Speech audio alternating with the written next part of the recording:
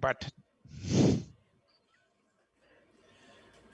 What happened to Trinia? she just disappeared.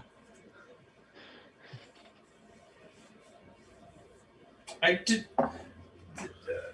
We lost the kid. I am not understanding. She just got hit by one of those rays and she disappeared. She is gone. And Arabella said I turned to stone? You were a statue. Welcome back. You know what?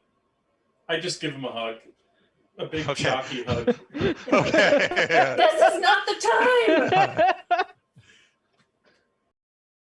He just side-eyes you and looks at Arabella and says, of all the places you wanted to fucking teleport us, you brought us right in front of the king's nose. Yeah, because I have to warn the fucking king.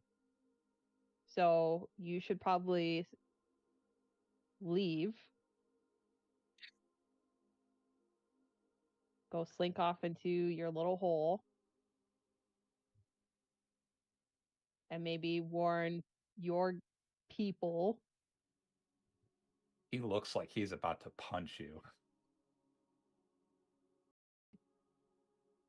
There is a 1,000-year-old dragon burning down a city with over 100 giants right now. I don't have time. Remember, the only reason that any of that worked back there is because of me. Yeah. Do you want a prize? Let's get this battle underway. We're going down. Get down, get down. Biddle-lip. Jungle boogie.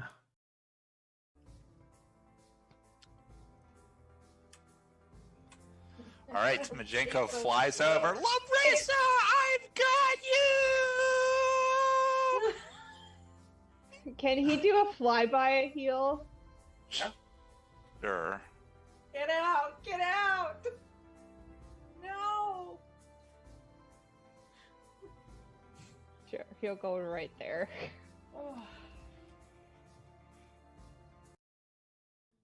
And as I'm doing it, I hold Tango out on one hand, and I just think to him, or I say in Dinosaur, like King of the World, as we like, and then I like get off like nothing happened. That's funny. Nick's chuckling at it. Nick probably makes some sort of like, this isn't Titanic. Paint me like one of your French girls, Matt. Doesn't look like it on our side. He doesn't have that. He doesn't have that prepared. He is going to. Oh, he's gonna unload one of his most powerful spells at all of you. Fuck. Magic missile.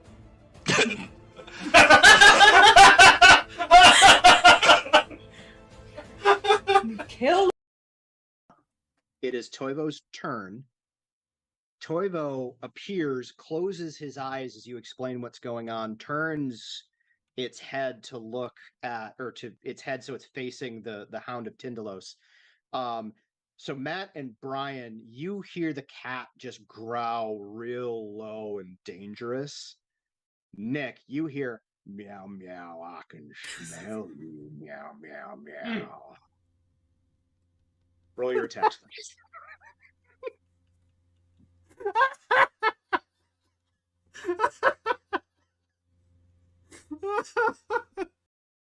You can read that there is a contemplation about the others in the room and their responses, regardless of what his answer is. As in, he's concerned about what his response will be because of the people in the room. Yes. I kill everybody else in the room.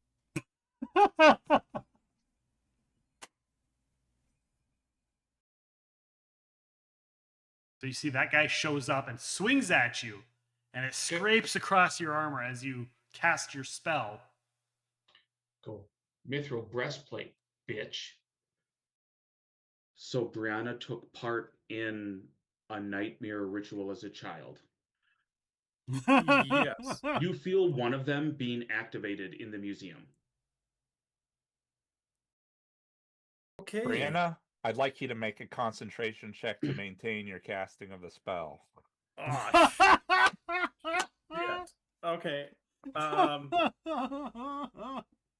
I will treat this as violent motion because this is violent to your emotions. And I apologize. Remind me again what I'm rolling. My charisma ability modifier, or is this is a concentration check. Somebody redeem a complication quick. My So it's a apologies. Has redeemed a complication.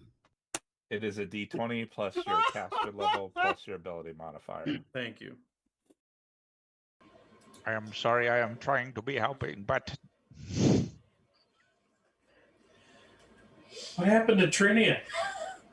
she just disappeared. I did. We lost the kid. I am not understanding. She just got hit by one of those raisins. She disappeared. She is gone. And Arabella said I turned to stone? You were a statue. Must come back. You know what? I just give him a hug. A big chalky hug. Okay. This is not the time!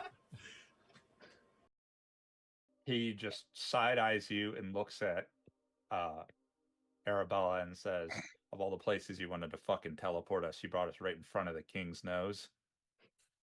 Yeah, because I have to warn the fucking king. So you should probably leave. Go slink off into your little hole. And maybe warn your people. He looks like he's about to punch you. There is a 1,000-year-old dragon burning down a city with over 100 giants right now. I don't have time. Remember, the only reason that any of that worked back there is because of me. Yeah. Do you want a prize? Let's get this battle underway. We're going down. Get down, get down. Biddle-lip. Jungle boogie.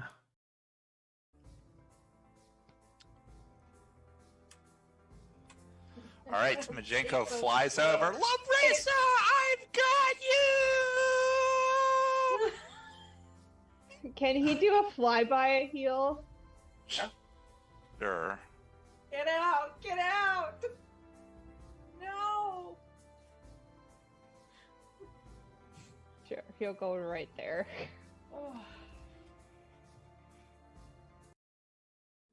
And as I'm doing it, I hold Tango out on one hand, and I just think to him, or I say in Dinosaur, like King of the World, as we like, and then I like get off like nothing happened.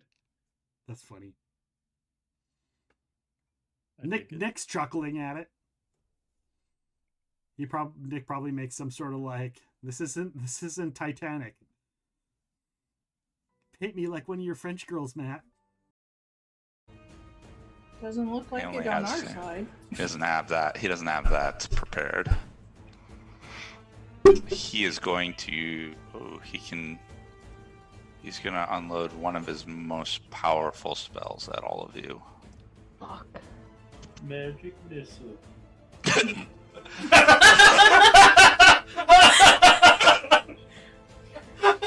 Kill. It is Toivo's turn.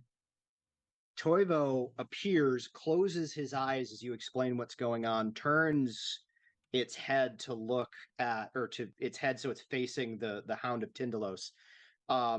So Matt and Brian, you hear the cat just growl real low and dangerous. Nick, you hear meow meow, I can smell you, meow meow meow. Roll your attacks, please.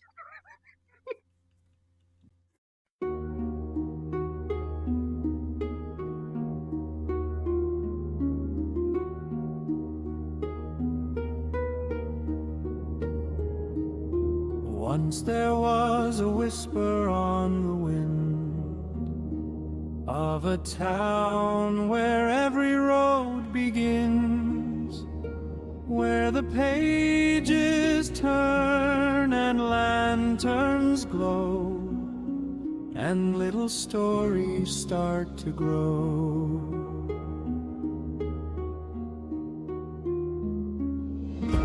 Up the river past the pines, where the old stone tower climbs,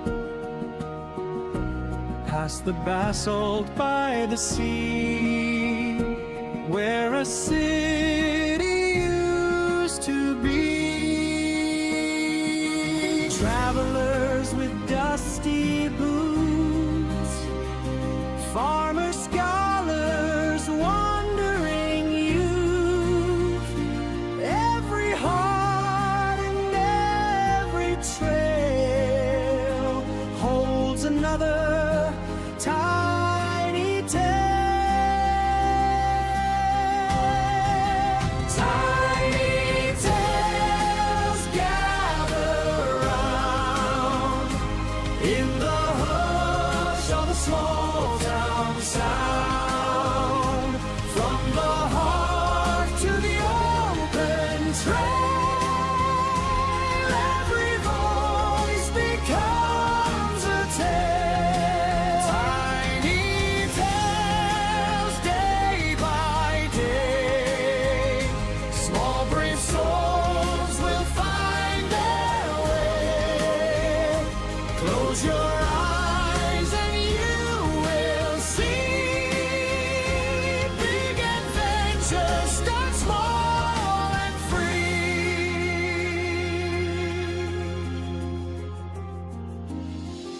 Some are bold and some unsure. Some seek fortune, some seek cure. Some just pass and some remain under sun or autumn rain. Mysteries in forest deep, secrets rivers always keep. Turn the page and you may find magic born of humankind.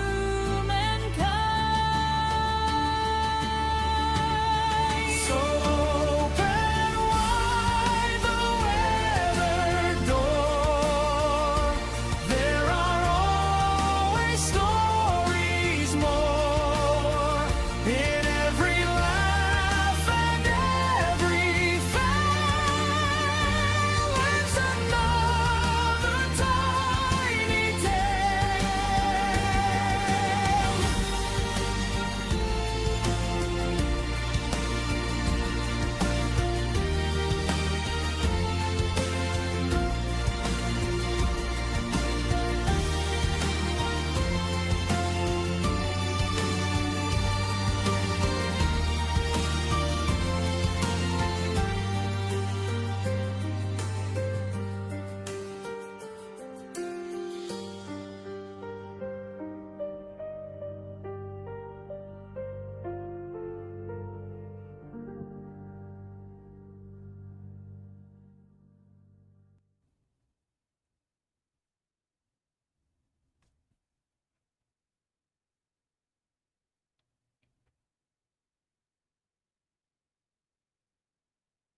Welcome on in, everybody, to the very first episode of Tiny Tales. This particular game is set about with the concept of it is a bunch of mini games, 1 to 3 shot adventures, centered around friends, stream community, and more. To come in, play characters for a short little tile without huge commitment, have some great stories where you, the viewers, can come on in and also watch the development of this area, see reoccurring characters. Imagine a sitcom where the main characters change, but the place that they take doesn't. Bow, bow, bow, bow. Curly Girl coming in with the sub. Thank you so much for the sub. And of course,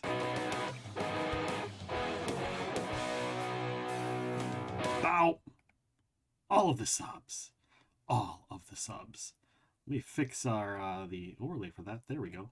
The location of it was a little bit tiny. There may be a few little hiccups along the way. This is a brand new overlay, brand new stream setup, brand new stuff set to happen in the game. So we'll see where it takes us. Of course, we've got some stuff with. If you're waiting for a hot train and you got some bits to spare,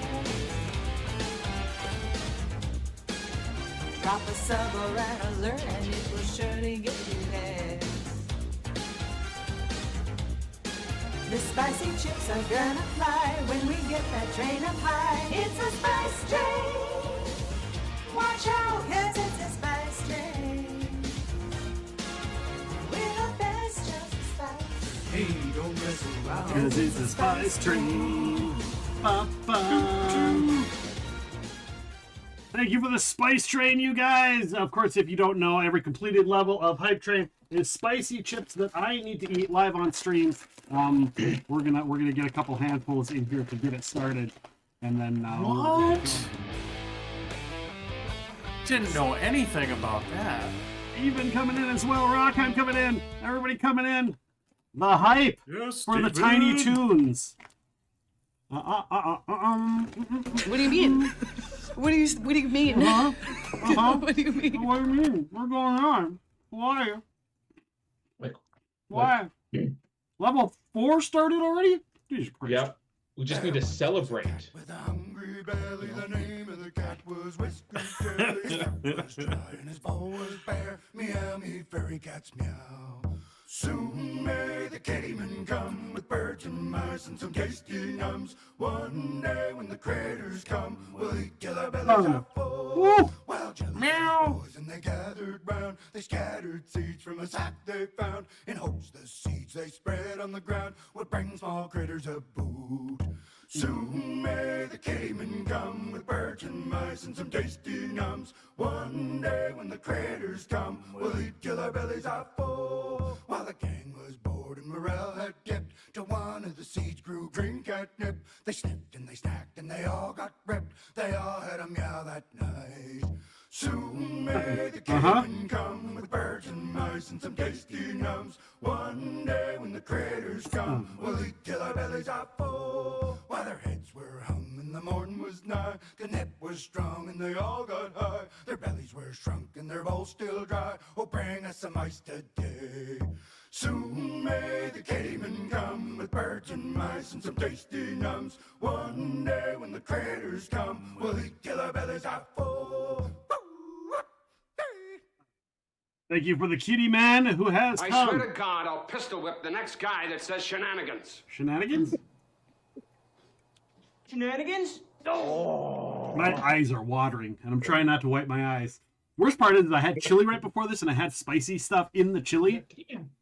So the extra chips, it's like an extra layer. No. No, you can't touch it. You can't pet it. No petting the dog. No! No, he's sleeping. No! Turn it up, yeah. Turn it up, yeah. Turn it up, yeah. Turn it up. Thank you. And thank you. Bentley is amazing. Bentley, you're awesome. Bentley, you're amazing. I didn't mean to say Octavia. Sorry. I am sorry. Came in just at the tight time. Yeah, right at the right time. Welcome in, Xenobite. Oh, we are we're getting the Tiny Toons underway in the most epic. Do it, lady. You know. I forgot I added that. Do it, lady. On your birthday. Do what? All of it. At once. Yeah. All the time. Usually you pay double for that kind of action. That should not be clipped, guys. That should not be clipped. Don't you dare do it. Don't do it. Don't do it. He did it. It happened. I don't even know where to start now. My brain is crashing. This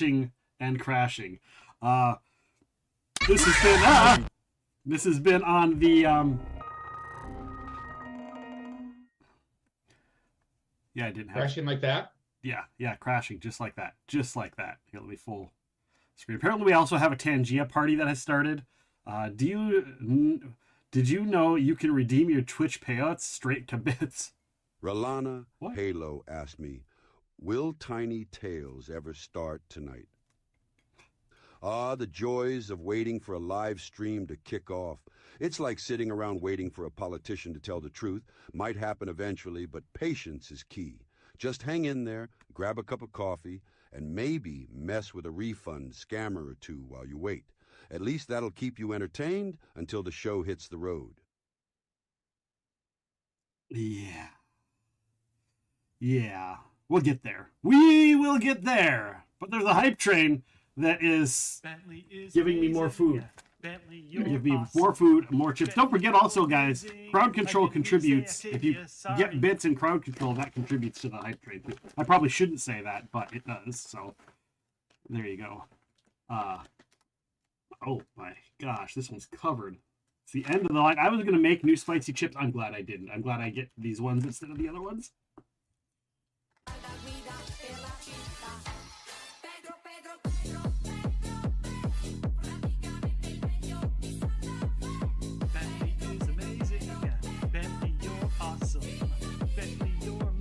Big combo. I didn't mean to say Octavia. Sorry. Woohoo! Hi. I'm here. I'm alive.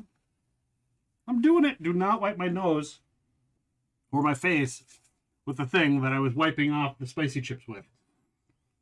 Don't do it. Don't do it. Before we get started, I want to say thank you. Don't worry, I can't make it worse. Thank you. I want to say thank you first and foremost to the 4 people on the screen with me. This is very important.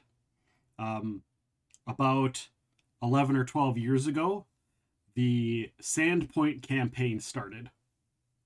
The Sandpoint campaign is what the base for this entire thing is. And Matt ran that game. It is the... Hey, Epic. Hey, Epic. What are crowd control coins?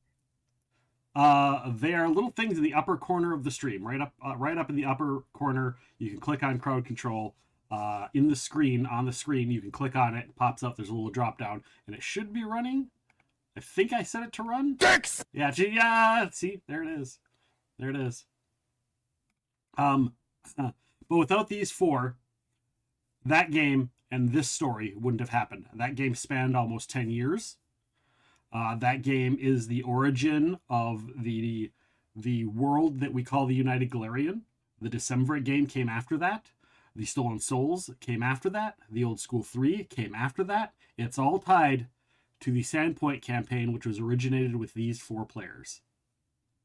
And a special thanks to Matt, who ran all of it. This town that the city is based in was created by those characters. It was founded on happenstance of finding a place in an adventure and deciding, hey, we just want to keep this place and move and have this be a base of operations. And just slowly role-playing and unintentionally inviting people over constantly to just have a different safe place to live. And the town that this starts in slowly became a town unintentionally and just through happenstance and role-playing. It's very important that this game starts with these 4 players. It's very important to me, and hopefully it's very important to them. So thank you to the 4 of you for joining me, and thank you for being here since the beginning of the Sandpoint Galarian, the Galarian United Galarian world. And thank you Anonymous, the mouse that is Anani, for the gifted subs as well, and the 62% through of completing level 5.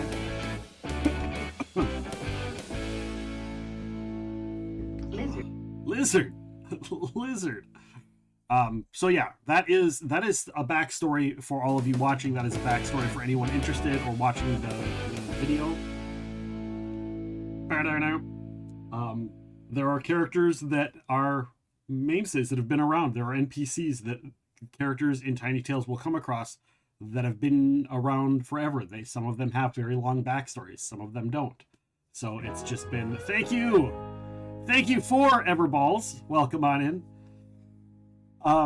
So that's the out of character, a little out of character backstory for Tiny Tales, and my thank you to these characters. So I wanted to make sure to get that. Wait, I just got gifted a sub. Welcome in. You did. The Anonymous got you. The Anonymous got you. If you like tabletop role playing, welcome in. Hopefully you do. I've been eating spicy chips. We're in the middle of a hype train. My eyes are watering. So yeah, didn't even follow, but thank you. But you did now. You did now, and that's what's important. I don't know how much other notes I have as far as out of character. I have more stuff that we will do once we start getting into the actual game. Hype train is complete. Level 4. Thank you all. Let me see those hype chests. Let me see those hype train chests. Share it with us. What did you guys all get? You guys got all kinds of cool stuff, hopefully. We probably have some hype train conductors and all kinds of other stuff. Thank you. It means a lot to me. It allows us to do all of these things. Sick emotes. Thank you. I appreciate that. Yeah, we've got a lot of emotes based on our wizard character, which is funny enough. The wizard that is the whole mascot for Epic Realms is the wizard known as Maractus. Maractus is an original character from the original Sandpoint game. That is my wizard from that campaign. Again, it's a tie-in, so there will be a lot of Maractus references to this in this campaign and this world. There will be some little Easter eggs, maybe even for our players, maybe depending on where they go and what they do. This is a pseudo sandboxy game, but everybody's been given their characters. Everybody has been given some notes on their characters, and they all have been given a little freedom as well on their characters. And where they go and how they do things is going to be largely up to them. So with that being said, I'm going to have a little drink, and then we can get started. I also want to point out that there is a brand new RPG channel point redeem. It is not available to the players. For you, the chat, can help me game master this game. Only 3 people are allowed to do it. It's a limited edition, but at some points I may call on the chat to answer questions, to add in flavor text, or whatever I might need you to code game master for in the chat. 3 of you get to pick that redeem. It costs channel points, and those of you who get it, I will write your names down and I will call on you if I need you. I may not need you. That's the rub. But you could have an impact on the game far more than just adding extra dice.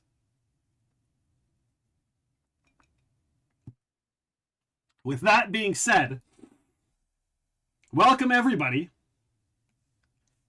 to Tiny Tales. This game is called The Sandpoint Decision, Part 1. There may be a Part 2. We don't know. We'll see what happens. Let me push this button first. For generations, the town of Sandpoint stood as a beacon along the Varisian coast, a place of trade, of community, heroes, and resilience. But Sandpoint was no stranger to hardship. It's endured goblin raids, Chelish invasion. It survived threats rising from ancient Thassalon. It's faced devastation from flood and tsunami. Time and time again, Sandpoint endured. Until now. Because this time, Sandpoint did not survive. It did not fall. It was not destroyed. It was not conquered. It simply vanished, leaving behind nothing but strange basalt flats. Gone from the face of the earth, leaving questions, rumors, and a growing sense of unease across all of Varisia.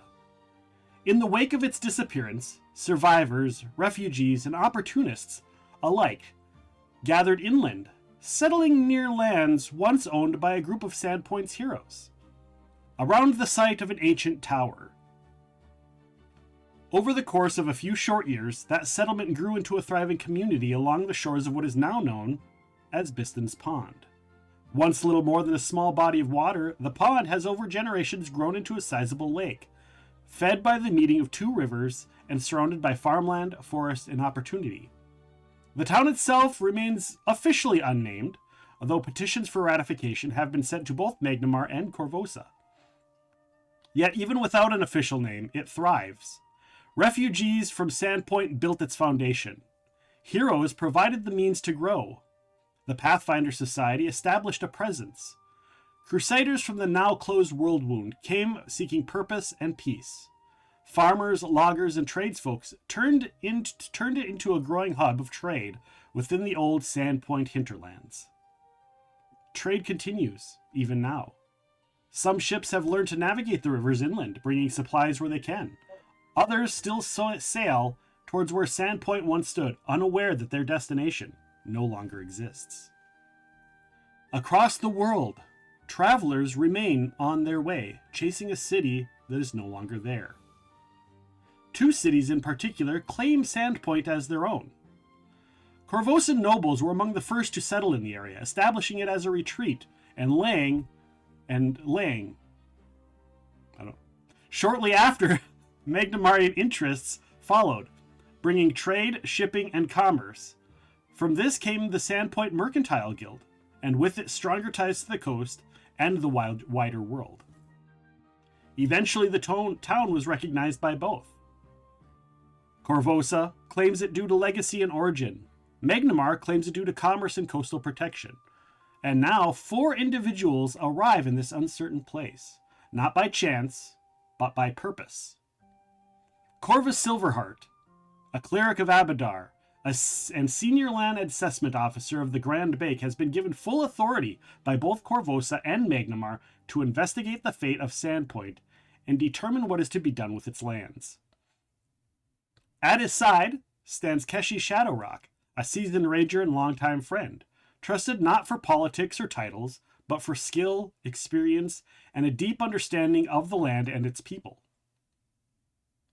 Representing Korvosa, Lord Eckard Shah arrives as both noble and wizard of the Academy, tasked with uncovering arcane dangers and ensuring that Korvosan interests and influence are not forgotten. From Magnimar, Lady Iska Veldemar, noble of the Mercantile League, sailor and merchant, comes to restore trade, secure the coast, and protect her city's claim to the region. They all do know each other.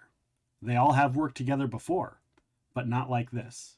Not all 4 at once. Not with stakes this high. And now they stand at the edge of mystery that should not exist. A missing city, a shifting region, and decisions that may shape the future of Varisia. Everyone welcome to Tiny Tales. We find ourselves in the Sandpoint hinterlands, a few days before they arrive in Biston's Pond. In the Sandpoint hinterlands, which you will see on the map, are a large number of towns, farmlands, and special locations, we'll say. Coming up from the south, along the Lost Coast Road, our travelers came across Ashen Rise in a small carriage. Usually, where you would normally turn left near the Ashen Rise, you would head towards Sandpoint. However, the group of you get to this location where you would turn left to go that way, or right to continue going through some farmlands.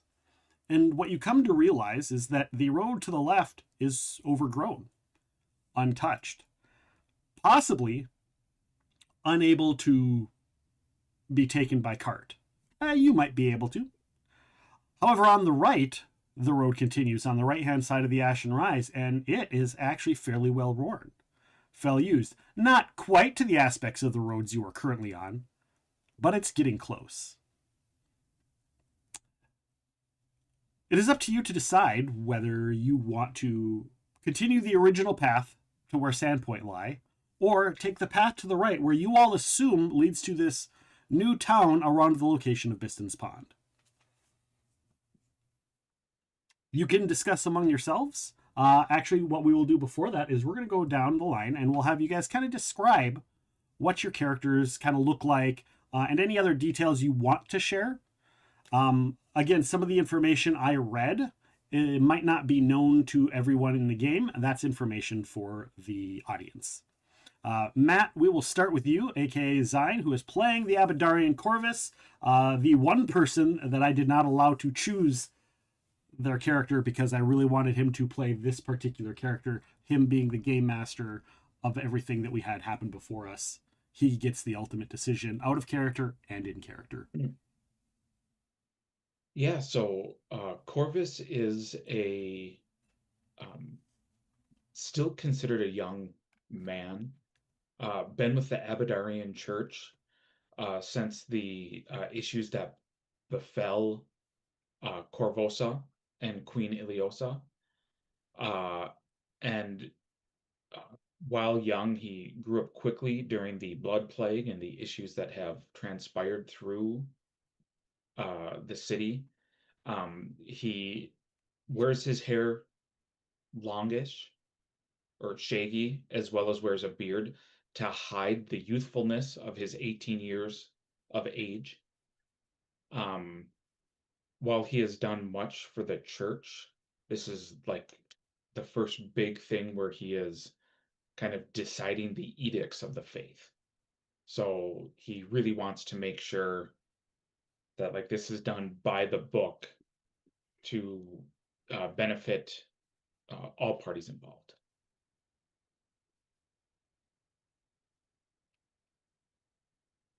Next, we have Keshi, played by Curly Girl.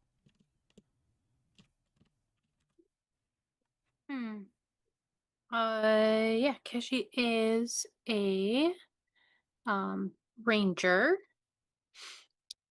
She is young-ish, an adult, but maybe hasn't been for a while. And she is more at home in the wilderness, which makes being a good friend of Corvus interesting since he lives in the city. So she will put up with it to see her good friend, but does reside outside of Korvosa in her day-to-day. And she has been hired by the Church of Abadar to help lead, guide people on journeys like this to keep them safe.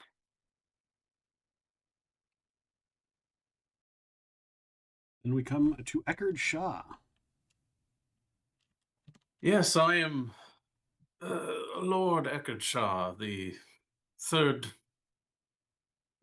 child of the family, so therefore the one most easily disposed of to go on these fact-finding missions and making sure that the claims of these territories are under the that everything is done appropriately for the interests of Korvosa from these northern savages. And I imagine I'm at this point sitting bored to hell on the cart trying to get rid of whatever sore buttocks there is from riding on a rickety wagon for so long, and probably distracting myself with petting my pet raven familiar. Last but not least, we come across Iska. Yeah, Iska is also young. She's putting on airs of being a adventurous young person, but her clothing is just a little bit too fine to be, I don't know, it's not quite well used. It's just very nice and is giving the effect of, oh yeah, she's a sailor and goes on adventures. Which is sort of true, but sort of not. She's blonde, got brown eyes, has the build of somebody you would expect could, take care of herself, but otherwise is fairly unremarkable except for the obvious displays of wealth. Okay. Now I remind you all that you all know each other. You all have interacted with each other. You all have worked with each other. Just not the four of you together all at once. Obviously, Corvus and Keshi have worked together pretty much always. And a lot of time, many of you are working, either Iska and Eckhard, working together for something on behalf of Varisia, or in combination, one of you with Corvus because of his role in the Bank of Abadar, as far as assessing land and distributing and another word that sounds like distributing, but it disputes, land disputes and the like. And he has often represented for you on behalf of the Bank of Abadar as well, or for the cities. So you all have worked together. Of course, with working with him, that means you've also worked with Keshi. So some things you guys do know about each other, such as who you are. With that being said, you stood in front of this conundrum. Where do you go? Or what does the discussion look like? Well, no matter what, we do have to get to Sandpoint to see whether it has been destroyed, is still there, and the two great cities are being lied to. We do have to investigate the site. Even though the road looks less used as of late, it still should at least get us close, if not to Sandpoint. And if we need to hike a little bit, well, that's why we have Keshi here. I do say, do we have any maps or charts to lead us in the correct fashion, or is this the path that we are supposed to take? This path here to the left is the way to Sandpoint. You see it's like waist high, sometimes shoulder high in some areas.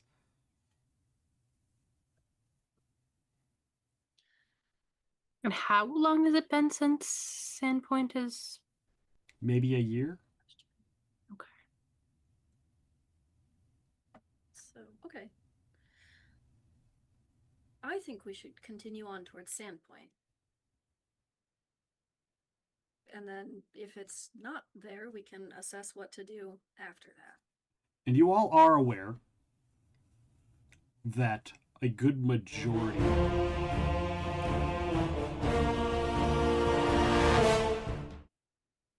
What is that? Welcome in, Rolana. Welcome to being a guest game master on Tiny Tales. Oh. Uh-oh. We're in trouble.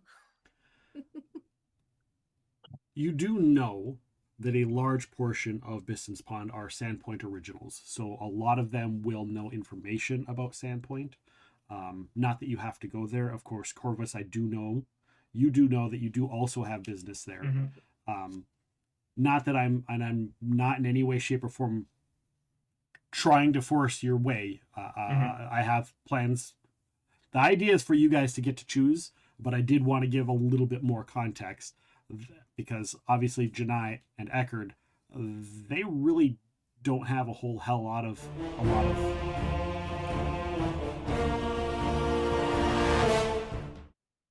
Uh-oh. Yeah. Stephen the Shark. Welcome to Guest Game Master on Tiny Tales. Now, Rolana Halo and Stephen the Shark are our first two guest game masters. If I have something where I need help, or I need a decision, or anything that I might need something, I might go to them for that information. So, Stephen, you're responsible to clip this section and then follow it with the TPK with the Tarask at the end. Just saying. You have to clip that together, like make it a thing. The two worst people. So, Eckhard and Iska, you don't have a lot of skin in the game as far as Biston Pond really goes. I mean, you do if there's no Sandpoint. And Sure. it does have importance to Korvosa and Magnimar, and you do know that it is going to be something important. But Magnimar and Korvosa, they don't really understand what this little town in Biston Pond is, and so they really didn't give you much direction on it. Corvus, you know a hell of a lot more about the town than they do. You know its current standing. You know what it does. You're an Abadarian. Civilization growing out of nowhere in a short time is a big deal. So you understand what Biston's Pond is and what it means to this, at least for now, based on what you've heard. So yes, you can go left. Keshi, you don't need a road. If the decision is to go left, you can get it there. You do know that the cart, if a cart is not in open plains or on a road, a cart actually will take longer to ride through, and not knowing the terrain, it might be a little bit more difficult. You could unhorse the horses that are taking the cart and use them, and then they'll be perfectly fine. But then again, you only have 2 horses, and there are 4 of you. You do know that much. But you can get there either way. You wouldn't need a road to find your way to Sandpoint or to Biston's Pond, whatever they choose. So that is all information you each have individually. With a +6 knowledge local, do I know that there are, like, just because I know what this map is, each of those little squares are farmsteads? Does Corvus know that there are these other farmsteads along this road? He knows that there are farmsteads in the north of the Whisperwood Moor. He does know that. Okay. He also does know about their importance to this area of Varisia, as far as community goes and whatnot. Not community, civilization. Farmland is a huge part of civilization and trade.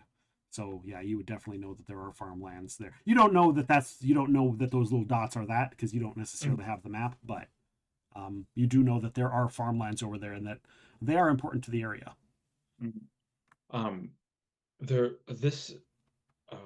The moor is whispered with, or is filled with farms. If we're worried about the cart being not suited for the overgrown path, we could buy stabling and a place to store the cart, and then make our way towards Sandpoint. Then we know that they are secure. People have make money, coin changes hands, and commerce thrives a little bit more in this outlying city. Mostly depends on if y'all want to walk. I'm fine with walking. And I really do think I need to determine if Sandpoint is still there before I choose anything else. I agree. Knowing what is there dictates the whole reason we are here. So, well, we will need to also get some more supplies, as this is going to increase our travel time. If you take the cart, it will. Are you asking me or are you telling them? No, I'm telling them. Okay, never mind. Walking takes longer than riding on a cart. I, in fact, have the math in front of me. But we stop at one of the farmsteads and see if they'll sell us extra supplies. Yeah, I mean, we're going to have to. I mean, we can also find out how long the travel should be. This area is not very large.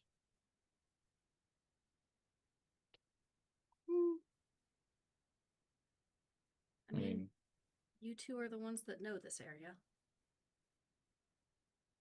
Yeah, we'll go to a farmstead. Yeah. If you were on the water, if you were on the sea, right. Iska would totally know. I've been to Sandpoint before, a couple years ago, but it was by boat. So the plan is, Corvus? Find a farmstead, do some commerce. All right. And then make our way to Sandpoint. You are able to find a homestead. There's one not too far off the road, and it's fairly quick and easy to get to because it's not just farmland. A road goes right by it, and it's right up around the first bend of Ashen Rise. As seen on the map, you see a little farmstead there. And it seems fairly well supplied. It's got a lot of stuff, but you can also tell that it's got a lot of fortification. It's got guard dogs, like a lot of guard dogs, as well as a lot more fencing than you normally would see in this area. And you don't know if it's just because of its location or if that's all of the farmlands, but you do notice that the road is really well traveled. Keshi, you can go ahead and make me a survival check.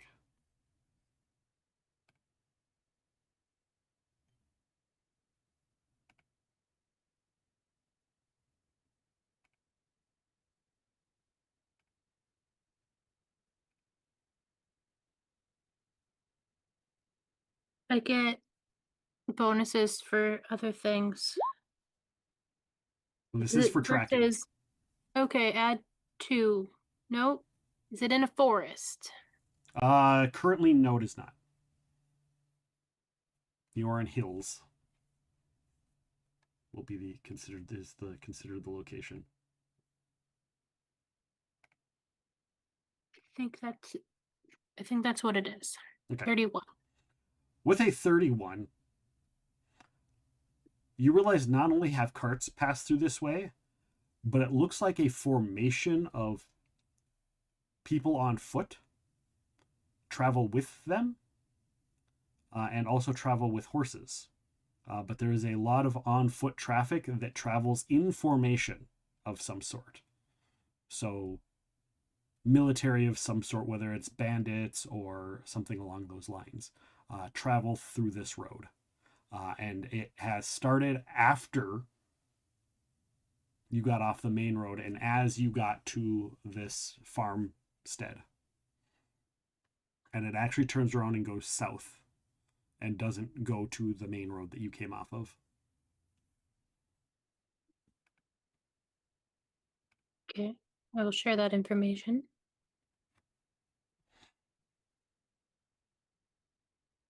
You do find the farmer. He is able to get you any supplies you need.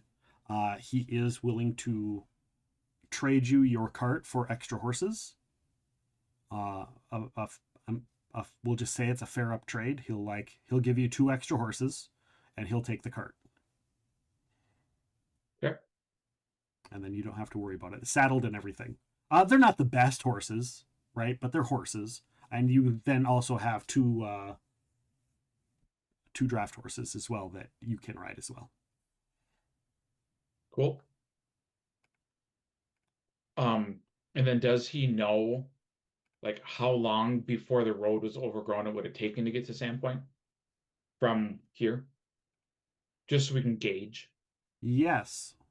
So let's see. 2 would be about 6 miles, so maybe 7 with all the twists and turns. He's like, well, via a cart, it would be 2 to 3 hours. Perfect. Now, probably be shorter without the cart and with it all being overgrown. I've heard that there's a few fallen trees and whatnot as well along the way.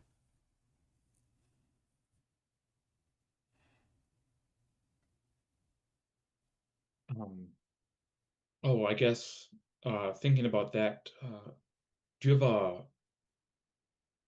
an axe or a saw that we could also buy? I mean, to keep commerce going, the road should be free and clear of debris like that. You're really gonna stop and clear the road? Do you want a scythe as well? We can just walk it.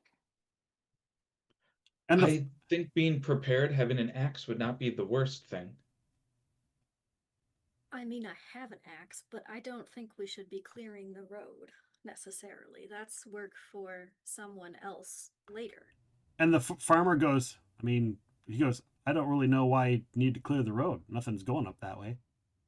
I don't even know why you're going up that way, but hey, I'm willing to help. A man of the cloth. And he does whatever the hand gesture is for Abadar. Okay.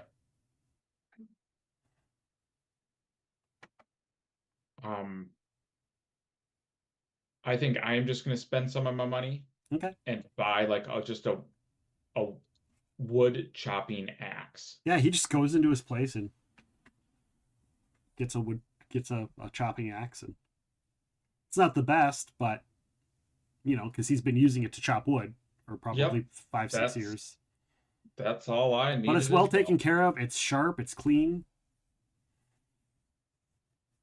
Cool. Corvus is going to be cutting grass with scissors like my neighbor.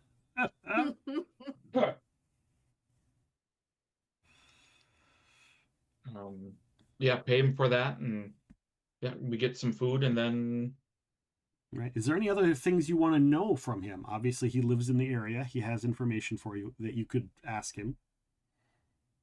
So you mentioned, sir, that you wonder why we would even attempt to go this route. This is the route towards Sandpoint, yes? He's like, he looks over and his wife walks in with like a bucket of water to feed some animals. He's like, another group that thinks the Sandpoint's still there. Sandpoint's been gone for a year. Do you know what happened to it? Cursed by the devil? They say there's a lot of devils. Do you know which one? Well, probably the Sandpoint devil.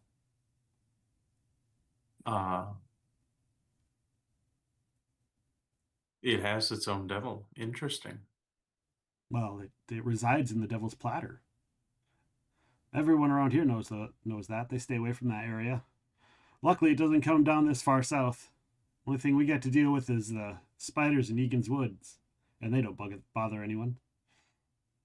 Did I roll a knowledge history to see if the Sandpoint Devil actually... Sure. If I know anything about it? Sure. 23. You have heard tales of the Sandpoint Devil. Historically, it has haunted the Devil's Platter for many years. Stories of it have diminished over the last couple of years, probably last 3-ish years. These stories of the Sandpoint Devil have slowly diminished. It's not as popular of a thing to talk about, but it is definitely something that's been talked about for many years. Okay. Have you had trouble with troops, or have they been moving through this area recently? No, yeah, troops have been coming through. They've been helping out a lot. It's been great. All of the farmlands have been very, very excited to feel safe, in fact. Where are they from, might I ask? Oh, they're from up on the pond. Pond's got a militia they've been putting through trying to protect the farmlands here. Hans Hands, we call them. What do you need protecting from? Bandits, monsters, goblins. The devil? The devil. Invading Chelish troops. Invading anything, really. Is Chelish troops invading this area of the world? Is that a common thing you come across? Not here, but they ran over to Sandpoint about 4 years ago. Sent a whole armada on in there.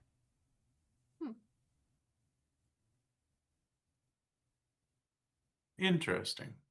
Yeah. But yeah, the people who settled up there in the pond, they put together a small militia of people and trained to help protect the area and help the area grow. it's been great for us farmers. We don't lose nearly as much crops, and we're able to trade quite a bit more. Sad since Sandpoint's gone, we don't have as much sailing export, but we get land export a lot more now. And since they've come through here so often, they've opened up this road so much that we can get our carts through and we can haul a lot more up that neck of the woods. It's a little bit longer of a drive for us, but there are other farmers on the other side that have said it's a nice short route.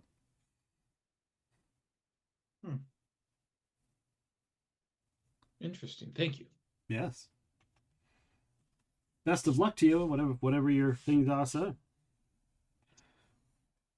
Would you before you go, would you mind giving our homestead just a little blessing? Yes. I like he's not asking for magic, he's just asking for you know.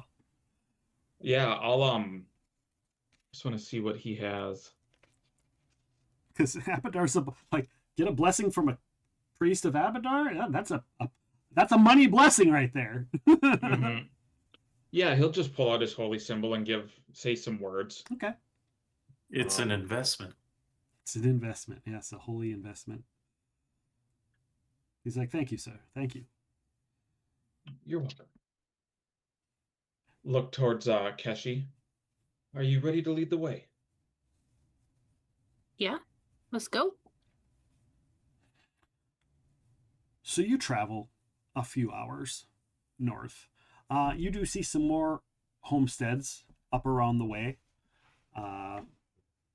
The paths from the road to their homesteads are not as strong as this one. The Lost Coast Road only went up to that point because the farmers there also use the Long Coast Road to go down. Very rarely is this path taken. Keshi, you do realize that once you get going, the grassy areas where the cart is would have probably been fine as long as you can see anything big that would have been overgrown on it. The road is still mostly intact underneath. And by road, it's a dirt road. So the cart trail paths are still there. You can still tell where the little divots are. It's just not seeing them that is usually the problem.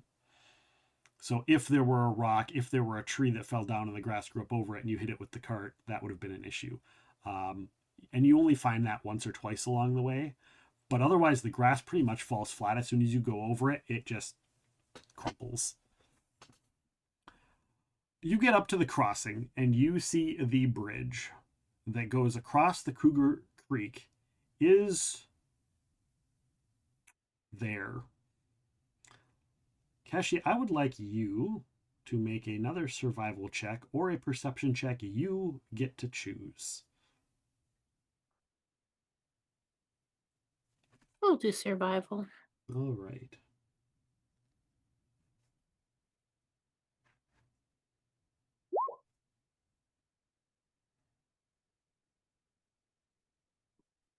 $26. So you see the bridge and where Corvus and Eckerd and Iska, they all see a bridge. Let's cross. You see a bridge that would be crushed under the weight of a wagon and possibly a mounted horse. You are likely best bet to walk the horses across for the best safety. Riding them across could be bad. Okay. Everyone off your horse. Okay. Need to walk across. Okay. I guess. Very well. If we have to walk across, should we leave the horses over on this end? Oh, I think we still have a ways to go. I think it'd be good to have them. Yes, perhaps y'all should go across and then I can tie the horses together in a line and I can lead them. So you all are safe. Yeah, that works for me. Corvus just hops off his horse and just walks across the bridge. When he gets to the other side, he pulls out his map making supplies. Yeah. And starts kind of drawing the way, like uses this bridge as a focal point and kind of draws the curve down. Yeah. And then makes notes like bridge needs repairs if city is to be useful again, and like using his map to note problem areas. Yeah. And I guess like from this point on, you have maps, because from this point on are kind of considered the lands of Sandpoint. It's actually a little bit up and around past there's a little mountain, a tiny mountain range, and up around that mountain range is kind of, you'll cross another river and that kind of becomes the Sandpoint lands, which is where your map kind of begins. Okay. And so, yeah, having that knowledge, you'll know that's some of the area that you're going to be contested to, but knowing the route and knowing the paths and making notes of some of the other travel stuff that probably people don't think of is definitely important. Cool. All right. So, if there's a really bad spot like that, I notice that the horses could get their foot caught in. Mm-hmm. It's not very big. I will use mending. Okay. The three that don't necessarily notice cross the bridge, and you get to the other side, and you see as soon as Keshi gets on with the first horse to cross over, from your angle on the other side of the bridge, you can see the majority of the bridge, and you can see it flex, and you can see the support beams start to bow just from the weight of the horse. Now, you would have never known. Mm-hmm. And the fact that because she is leading the horse is spreading out enough of the weight that it doesn't completely collapse, but taking it gently and keeping the horse calm while going across, rather than a horse riding and it having it stomping while it's trying to trot and carry weight. No good. But you do get the horses across, and a potential disaster is averted. As soon as I see how bad of repair the bridge is, Mm-hmm. I'll say I need a little bit of time in case we must make a hasty retreat. And I'm going to take the 10 minutes to cast Make Whole on the bridge because I can affect 30 cubic feet. Okay. Yeah, you can get down on the base of it, the structure base, which is really where the problem lie. The surface where you're on isn't the problem, but it's the support structures. And so, yeah, you can make whole the support structures and get that fixed and taken care of. Perfect. You continue down the road, and do cross another little bridge. This bridge it's usable. You can get across it, but you can also just cross the river with the horses. It's at the beginning point of where these mountains let off snow in the spring.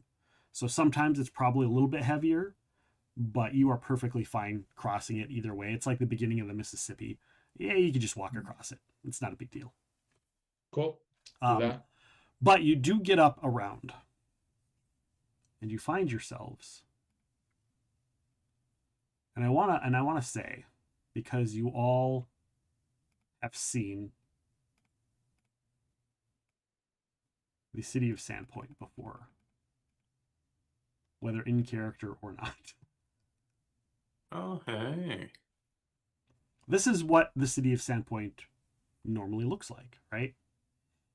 Sure. I thought I had it set where I had the other reference images for you guys. Oh, I do. On a more realistic note, it oftentimes looks like this.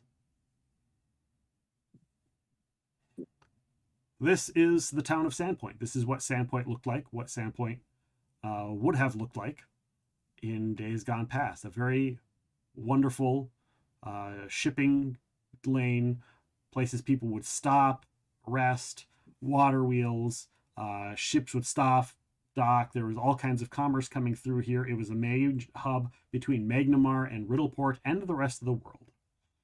Instead, what you see is this.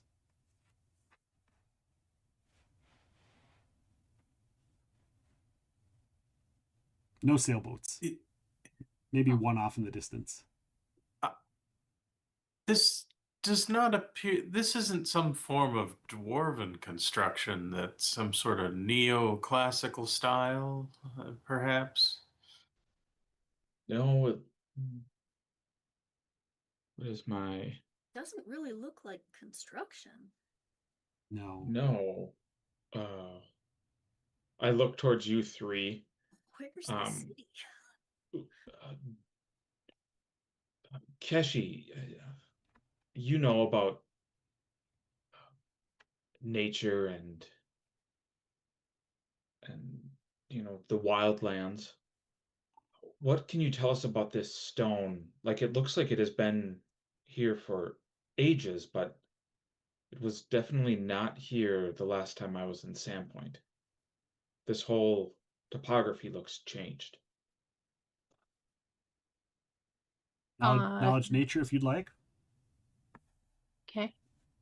Profession geologist, if anybody has it, although I don't think anyone does. Probably not, no. 21. You know this as basalt. It's a basalt structure. It's formed, somehow in volcanic regions and the way it overlays. And it slowly builds up in these columns, almost like giant, like the same way crystals are formed, only larger. Each of these is a large crystalline formation from the way that the volcanic area interacts with the sea. However, it takes a certain area of volcanic activity and a certain type of sea to have this kind of a reaction. And Sandpoint has neither. Now, there's mountainous ranges. You just went by some mountains. But this isn't necessarily how or where that would form.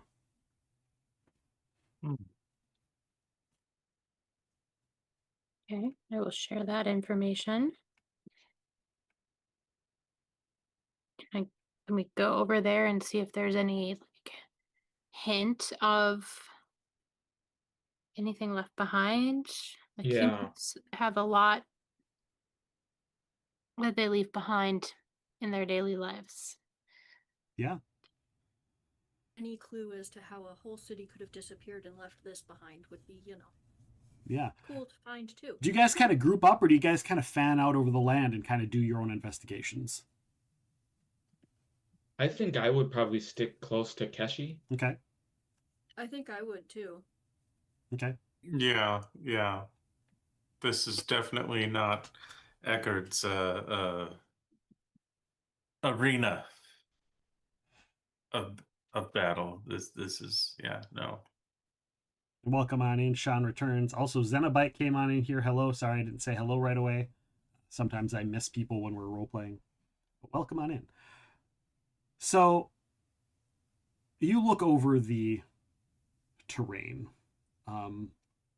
What is it you guys would like to look for specifically?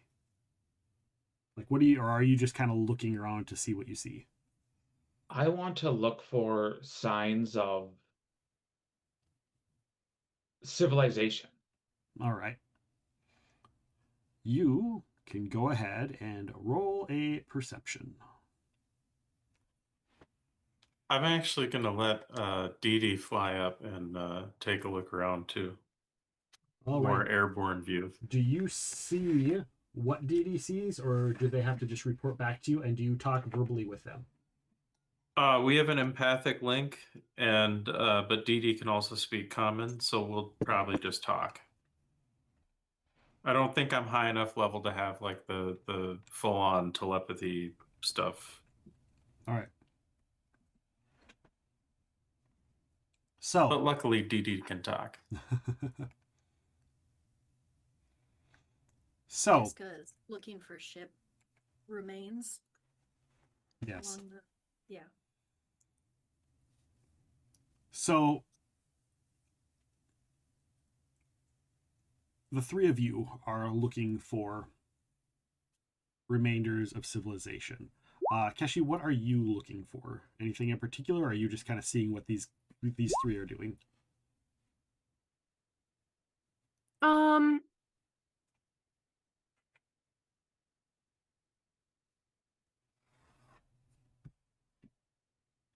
Yeah, I think I would be looking for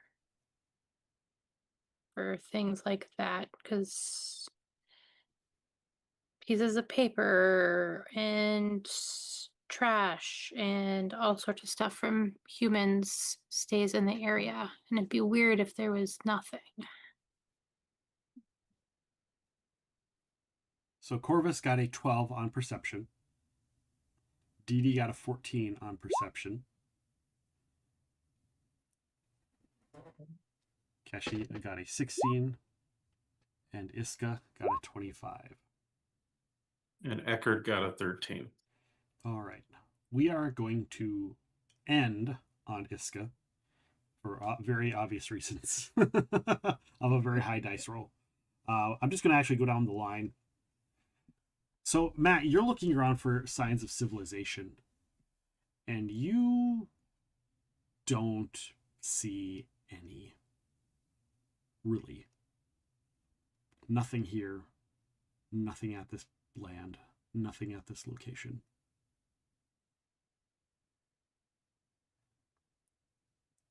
It's as if man has never set foot here.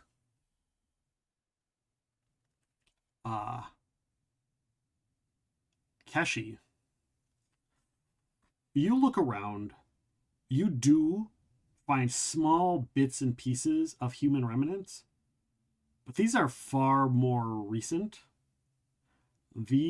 What you do find of these bits and pieces are things of people that have been here probably since the formation happened. But nothing stands out as any evidence of the town itself. Okay. Now, Eckerd, you get the same thing that Corvus got. However, Dee Dee, who has a much wider range of view and can see things differently, has a lower DC for understanding something very specific. Okay. Dee Dee comes back and lands on your shoulder and tells you, water's different in a circle, different color. Or different shade, because it doesn't see color. Different shade. Water's different shade. Water's different shade around area. Can you show me, my friend? Can you fly?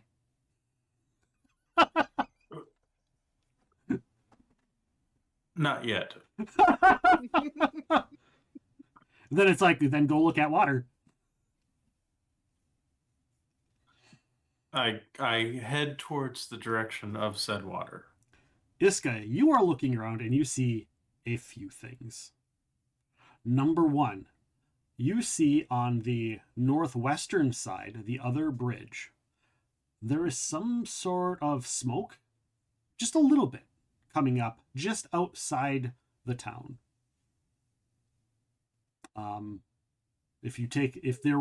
There was the exit that left town on the northwestern side of the town. There, just past the exit, somebody is camping or was camping, and has something remained. Something else you see will require you to make a knowledge nature check. Well, because you were looking for ships and you were looking for boats, therefore you are by the water. I have no Something's off in the water. You don't know what. You know somebody who might know, but you certainly don't know. I think I call Keshi over and say, something's weird. And then I There's a also lot point out weird. There's a lot weird. That's fair. The water specifically looks strange. Oh, the other thing you get, Esco, with your roll is you realize that there's a radius on land, at least. Like, you can look out and you can see, like, okay, it goes out to here, and then it just kind of stops. Like, yeah, the basalt has a weird thing because of the water, but, like, even the land itself, where, like, the forests are, there's a line. You can see that there's some sort of, like, line that's crossed where the grass is a different type of grass from the other grass, and the trees are... There's an area where there's just, like, a line of dead trees. I think I just like point all of that out. I go, this is, I don't understand, but that's all of that. It does seem very odd. Yeah. Eckert, of course, your bird says something about the water. You see the water. It's hard to see anything.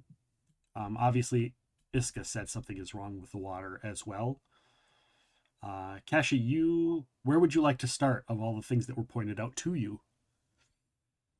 I guess I'll start with the water since that was the first thing. All right. You look in the water. Go ahead and roll a knowledge nature. Matt, I am going to need your help on something in a second. Okay. So I don't get them backwards. Got a 12. All right. Base core. Matt, the water outside of Sandpoint originally was salt water, correct? Yes. And then this water is fresh water. Correct. You notice that the water here from the sea is actually fresh water. It is not salt water. Sure. Only Kashi notices this because Kashi understands knowledge nature. There's some weird magic shit going on. As you say that, I cast Detect Magic, and I look around. I'm like, I don't... Well, do I see any weird magic shit? No. Like, I don't see any, Keshi. Can I detect magic? Yeah. I mean, can you? if you can, yes, you can. I do have access to the spell, yes. You cast Detect Magic. The only magic you see are on your companions. Okay. That is within the range of the spell. Well, you see that water over there? It's the sea, it's the ocean. The ocean should be touching the land we're standing on, but it's not. It's fresh water. Uh-huh. And I'll look down just at the water with the detect magic. Nothing. You just see water. I'll like scoop a handful of it and just like drink a little bit. It is fresh water. Does it seem to be moving? Just like a normal water would move in a little lagoon area. So there's no real inlet or flow. Yeah, it doesn't seem like it's mixing with the ocean. Like it's not balancing out where the salt water is coming in and it's mixing in. Eventually it would get washed out and it would all be one. There's no estuary.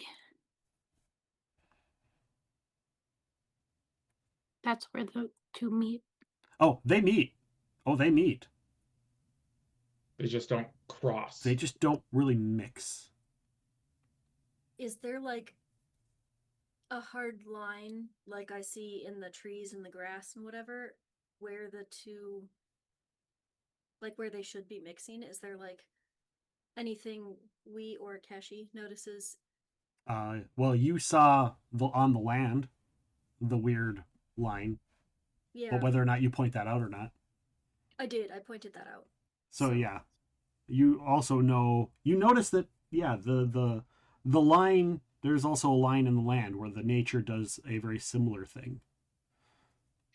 I will say if something magical happened here, it happened long enough for its energies to ebb, because I am not sensing any residuals other than what we or many magical presences other than what we carry upon us. It is strange that it altered the landscape and the landscape hasn't blended, though. Well, I'm not saying it's blended, just not a lot. Like, how far does grass grow over an encroaching area when two types of grass are fighting for land, right? It's only been a year. Yeah. You've seen my creeping Charlie. The water is what's Yeah, the creeping Charlie's everywhere. It's everywhere. I guess I am just stating that what if it was magic that did this that happened long enough ago that it's ebbed, which is interesting just that it had covered such a large area. You would expect something like that to last longer. But I don't know. I guess for big magical, assuming magical movements, so to speak, or covering a large area like this, would there be any sort of rough guideline for how quickly those energies would start to fade to the point as to be non-detectable? You can go ahead and make a knowledge arcane or a spellcraft.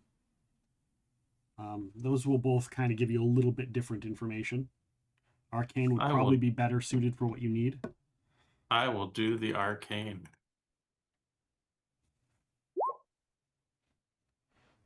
So magic, that's pretty good. Magic of that level of power. There's two things. It's a teeter-totter. Okay. Something of that mass of power to do something to affect this large of amount of land would equate to some sort of a 9th level spell at minimum. Sure. Or something divine. Something of divine great power or a powerful ritual. Oh. Now, okay. The balance of that is that it would last a very long time. The residual magic would last forever. Sure. However, when you start getting to that powerful level of spells, those can just not even, like, those can be dictated to hide the magic so it doesn't look like there's magic whatsoever. Okay. Like, a god can change something, can change the natural function of the workings of the universe and not show any magic. So a god could just be like, no, it's natural for the waters not to mix in a sea versus salt area, and it just wouldn't matter. And it wouldn't even be magic. It would just be considered nature, because that's just the way that gods could work. So there's a balance when you start getting to power of that level magnitude. Yes, it would either be really strong, or there's a chance you wouldn't even know. Sure. Interesting. Okay. Corvus. So it's possible that it just rewrote the laws of nature in general and no magic remains. As you are the premier subject matter expert of sorts of the religious ways, may I ask what deities perhaps I mean, Gozera is like wind and waves, but like what gods deal with stone and stone? Many of the dwarven pantheon, as well as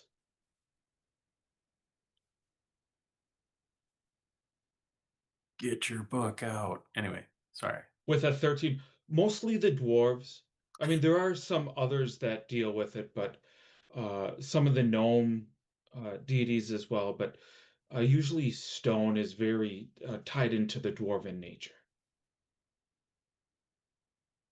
I mean, I have not heard of any sort of animosity between. I mean, granted, what little I know of Sandpoint, but there's not like a secret dwarven clan trying to reclaim a skyhold here and decided to wipe Sandpoint off the map or anything like that, right? No, I'm I have no idea. I'm just gonna write that down in the margins of the map. Yeah. Like possible thought, dwarves claiming land, possible sky keep question mark. Yeah. Possible. I mean, it's a small mountain to die on, so to speak, but I mean, stranger things have happened. Yeah. So you said we have some maps. Do I have a map like the map that we had of the city, like the one that you have up right now? Or something like You that? have a topographical map of what Okay. Sandpoint looked like. So what I would like to do is kind of do a rough. You have a few of them actually, because you need to do land assessment. Mhm.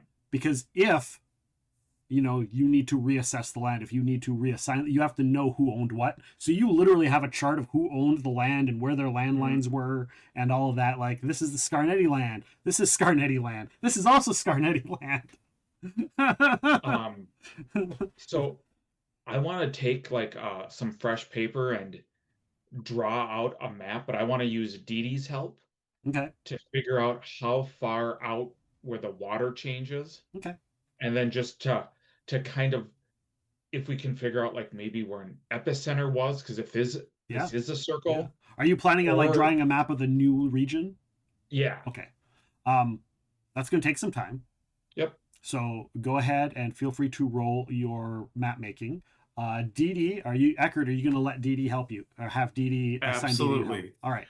Well, I mean, with such a good name as Corvus, I feel that Dee Dee would be happy to help. So Dee Dee will be busy, Eckert, and not be able to help you with whatever you do while Zine is doing this. Go ahead and roll your map making. You do have aid from Dee Dee. So an 18. Okay. Keep that in mind. I might forget. We're going to double back. We're going to start with Eckert. So I realize I have a particle alchemy lab. Sure fucking do. And honestly, I think because of the oddity of this, I'm going to probably take several samples. Okay. And probably skirt the whole region, the whole Sandpoint region of it, like make sure I'm kind of taking from all sorts of different areas. Yeah. And maybe even every once in a while go by Corvus to be like, I picked this sample up here, make a little X or something just to kind of note, since he's making the map of it. Yeah, here's what what the kind of land is here. Okay, go ahead and you roll a knowledge alchemy and let me know. And then we're going to go to the other noble, Iska. Corvus immediately starts going, okay, I'm figuring out the land. He's starting to do his job, essentially. Eckert looks like he's collecting stuff and like pulling out like an alchemy area and trying to like set up on one of the flat areas to try and like do something alchemical. You have no idea. It's not your region. What do you want to do during this time while they're working on those projects? You know you're going to have some time here because you know it's going to take some time for them to do the stuff that they need to do. Yeah, I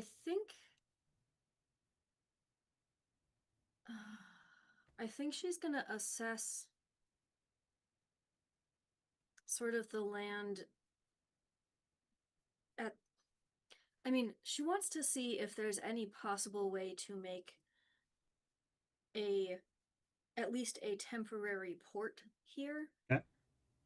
To help with reestablishing merchant shipping lines and all of that. Go ahead and roll a profession merchant.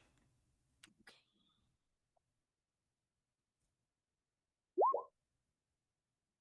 14. You look, and here's the thing. As far as building structures go, this first off, this basalt, incredibly valuable, especially in this region. Because it doesn't belong here. The only real stone, there's a little bit of mountains in the region, And then there's a lot of limestone, whether it's the Devil's Plateau or the other area you guys passed. There's not a lot of good building stone. Even the mountains here aren't necessarily good for building or structures. You guys could mine this area to a flat landscape. Not you guys, but like miners could mine this area to a flat landscape and make a fortune, and you could rebuild the town out of the stone that's here, and it would make a great base for putting buildings on, whether it's a new port, and you even see that like where there once was a little output area that they had, you could build a nice little dock area with that base out there on a great pier, breaking that down as well, or even as the dwarves do, build into the stone itself, and turn some of these columns into just buildings. So there is unlimited potential from a merchant standpoint. And the fact that now it sits atop of fresh water, if the fresh water does indeed just stay fresh water forever, that's important. Because fresh water is life, especially if a boat wants to come through and resupply. Now, that's not super special. This is on a river that brings in fresh water. There's just more fresh water than there should be. There's a large freshwater supply coming in, yes. I think what she does then is Yeah, and the freshwater supply is coming in a different like area of this area, but yeah. Yeah. She's gonna start noting down and doing like a rough sketch of kind of the new coastline, to be like, here's, what I see, and if there's like a loose piece of basalt somewhere, I'm sure there is. Oh yeah, She's yeah. gonna collect pieces of that to bring it back as proof of like, hey, this is what's here. Yeah, just making a note of everything that they've learned so far. Okay. Keshi, we go to you.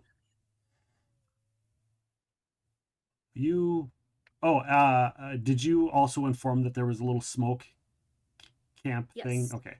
Keshi, you know we've spoken about the freshwater conundrum, some of the surrounding terrain, which you would have to double back and go look at to see kind of where that line is and what that's doing. But you also know that there's a camp northwest. Somebody either was there or is there. Whether they're good or bad, you don't know. That could be a danger to your crew.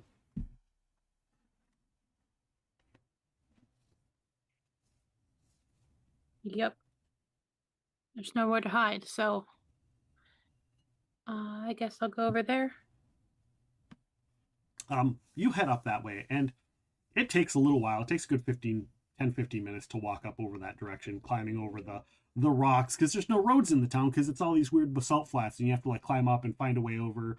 Like, well, or then eventually you're like, okay, well, I'll just go back to the shore and follow the shoreline up and around. And yeah, you do realize I'm going to let you on your way there roll yourself another knowledge nature.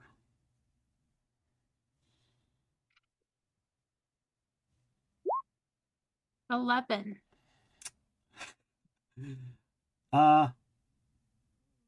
Along the walkway, what you notice is the plants. They aren't really native. You don't really recognize what some of the plants are, but they're not really native to this area of the world.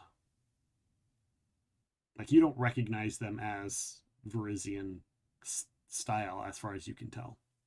That is all you get from your knowledge nature. You do approach, and you do see a little fire. The fire looks like it was put together by an amateur. It looks like it took them a very long time to figure out how to put it together and get it put together. And you just see some like blankets, a couple blankets kind of like strewn by the fire, and that's about it, and like a couple packs. But you don't really see anyone. But this thing was attended to recently.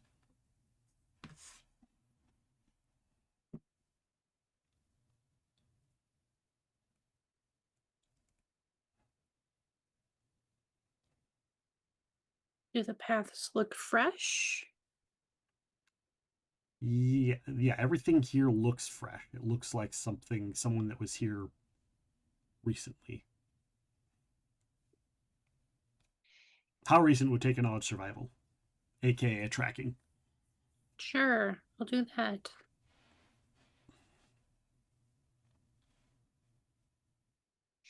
Is it tracking? Correct. 25. You know that there are exactly 2 people.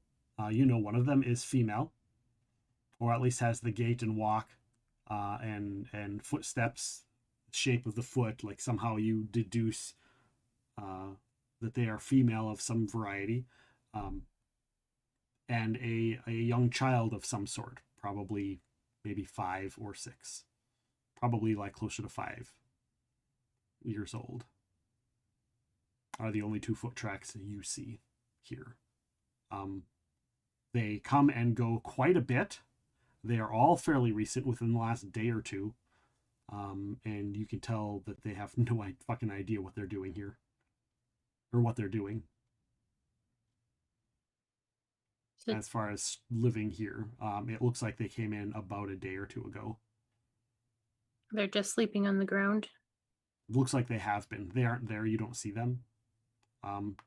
You do see the tracks are recent enough that you're guessing they saw you all and decided to hide for their own safety.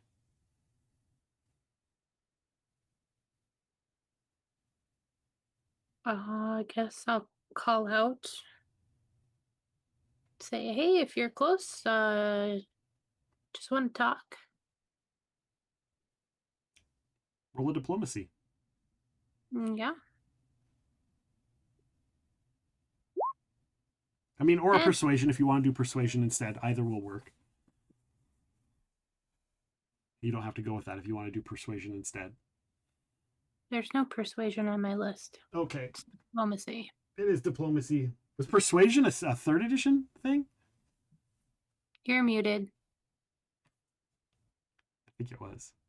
It's a 5e, but there was a persuasive feat. Right. In 3.5. Okay.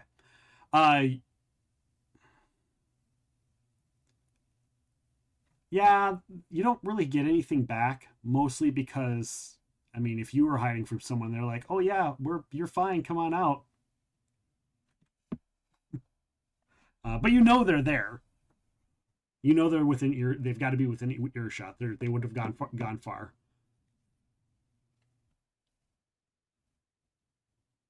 Okay. Well, I'm going to go back to my group and investigate this situation. So if you change your mind and you would like to talk, you know where to find us, because you can see us. Make another diplomacy check.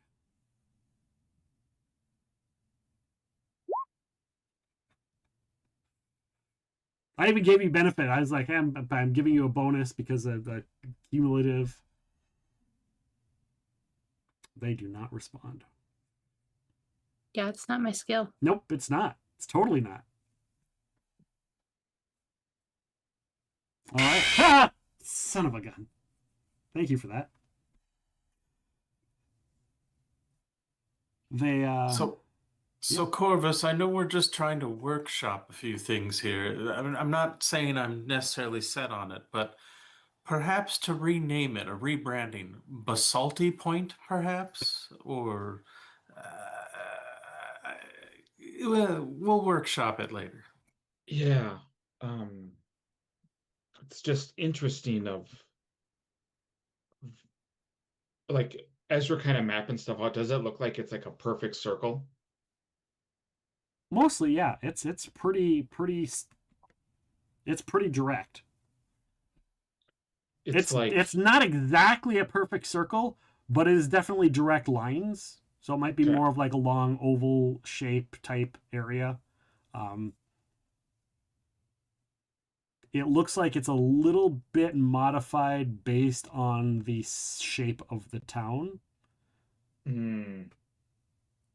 So if you were to like do an outline, say so far out from the base of the town, Mm-hmm. then yeah, it looks a little bit more town. It looks like a little bit more the shape of the town if it were to expand and have more rounded edges instead of like direct turns. So like it would fill out. And as the farther out it would have gone, the more the detail of the edges would have gone away. That's kind of more of what it looks like.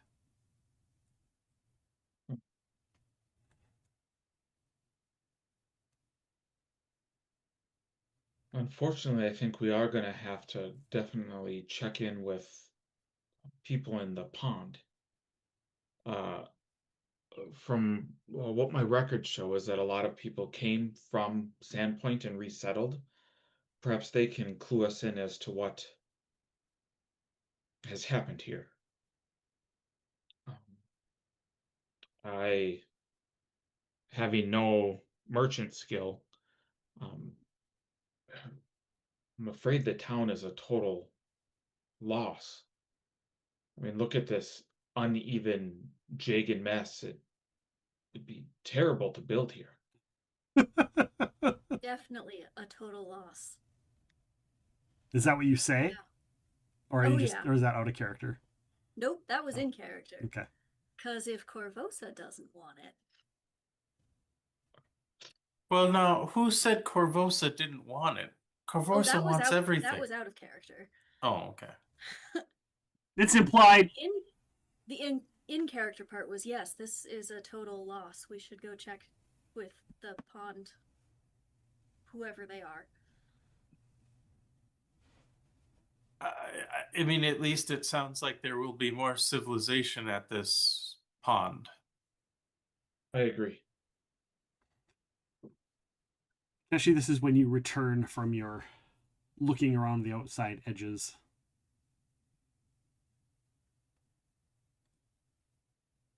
Do y'all figure it all out?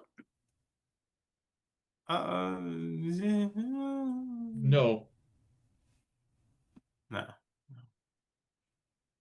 Fair enough. I think on our way out, we should collect samples of the different flora because they're definitely not from this region. And I feel like that's going to be easier to match if they're somehow were transplanted from a different area than the stone. Interesting.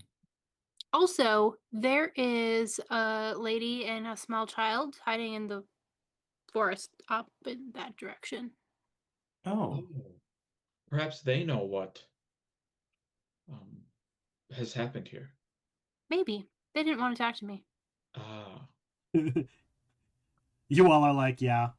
I mean, we can go try to talk to them. Yeah. I mean, I'm relatively harmless. I would be happy to. Matt, you still have some time if I can communicate to work on your map. Yeah, what I would like to do as they're beginning to go, I'll cast Enhanced Diplomacy. Okay. On Eckard. Okay. So you get a +2 on diplomacy checks. Nice. Now it's only one of them, but let's say I use it and then it's done. But yeah, and you know both of them are pretty good at diplomacy, considering that it's kind of both of their jobs. Mm-hmm. I'm gonna go collect some plants. Okay. Kashi goes to collect plants. Eckard and Iska go to talk to the people that are staying nearby. Yes. And Zine, you continue. Corvus continues to map the area because you have to walk around some areas and like look at areas. And the more you're looking at it, the more you're realizing that yeah, this really does take the shape. Not that the buildings are the shape of Sandpoint or that the tape plate, but that the whole total place in the water, out of the water, all around the outside edges really are in if you were to expand Sandpoint, that's what it is. Whatever it is, it's based around the shape and size of Sandpoint. It's not like a spell going off in a radius. It's whatever it is was targeting the city. Eckard and Iska, you do not know this, but you do approach and you see a little camp. Maybe you could do better, but yes, no problem. You see a couple little packs there. Kind of minimal. We don't mean you any harm. Just here hoping to learn about the area. And yes, maybe help you? You hear what? You don't hear. Go ahead and roll a diplomacy. One of you can aid the other. I am taking into account Keshi's rolls. I guess as well. I'm aiding Iska then, apparently. I mean, I was rolling just to make sure that I could. Nope, I am not aiding Iska. Never mind. No. Oh no! Did you take in point the bonus that you were given from Corvus's spell? Oh no! Actually, that is not including Corvus's spell, so that would actually be an 11. So I aid. Okay. So Iska. Sweet. And here's the thing. You got bonuses because Keshi was out there talking as well,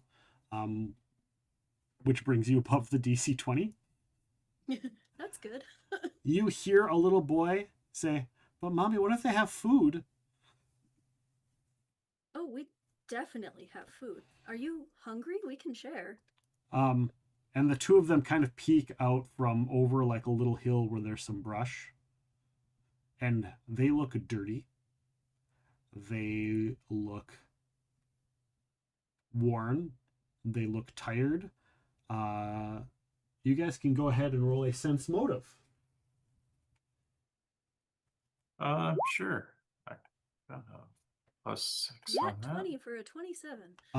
You both and a 22. You both see the dirt-stained runs down the woman's face from possibly repeatedly crying over the last year or two, or over the past day or two. Okay. And they both kind of come out. You see Yeah, a woman I pull who's out probably in her early 30s, maybe late 20s. Okay. Definitely pull out some rations. Do either of you have knowledge local? Yes. I do not. You can go ahead and roll your knowledge local. That is not going to help A you. whole 9. Yeah. But Iska has put her pack down and is digging in it to get some rations out to share. And Okay. Welcome in, DJ Peaceful. As they're eating, I'm probably going to do some basic like mending. Okay. Spells like. All right. Just to help. They don't say anything unless you say something to them. I think while Eckert is doing, because I have no magic, so if Eckert is doing mending stuff, I'm going to start asking them, like, how did you end up here? What happened? Well, ask your first question. This is an in character, not a. I'm not going to oversee the whole thing. I see. How did you end up here? They gulp. They're like, we walked. We've been walking. I don't even know how long we've been walking. Where did you walk from?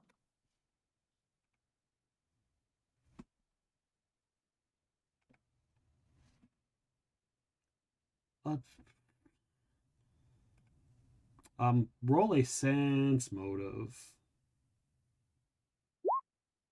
11. 24. Eckert did much better. With the 11, it's almost like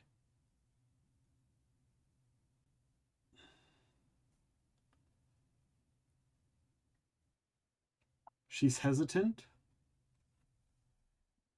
And she says, it's a small village south of the Uskwood.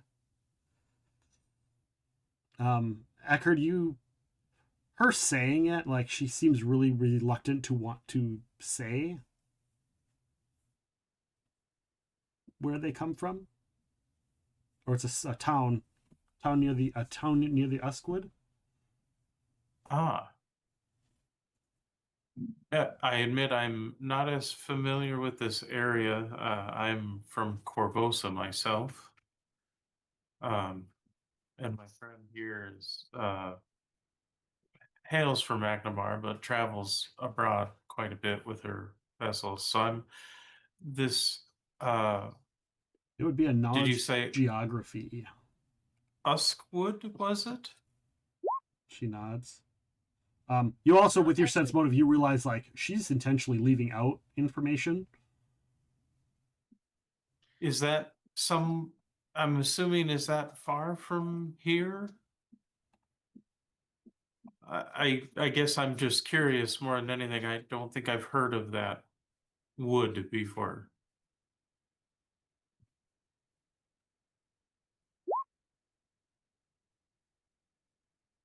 So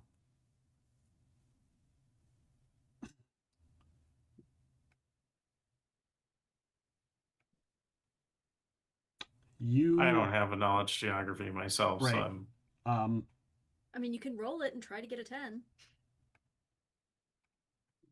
I mean, I got a 12, so I got a 10. You both have heard of the Uskwood. You know it is south of Varisia. And you recall that it's near somewhere not too nice. Gotcha. I.e., it's somewhere in Nidal. Yeah. Oh, so far south. Yeah, yeah. You walked all the way here? We walked up through Korvosa and across the coast to Magnimar, and then up to Sandpoint. He's supposed to be in Sandpoint, but there is no Sandpoint. Who were you coming to meet?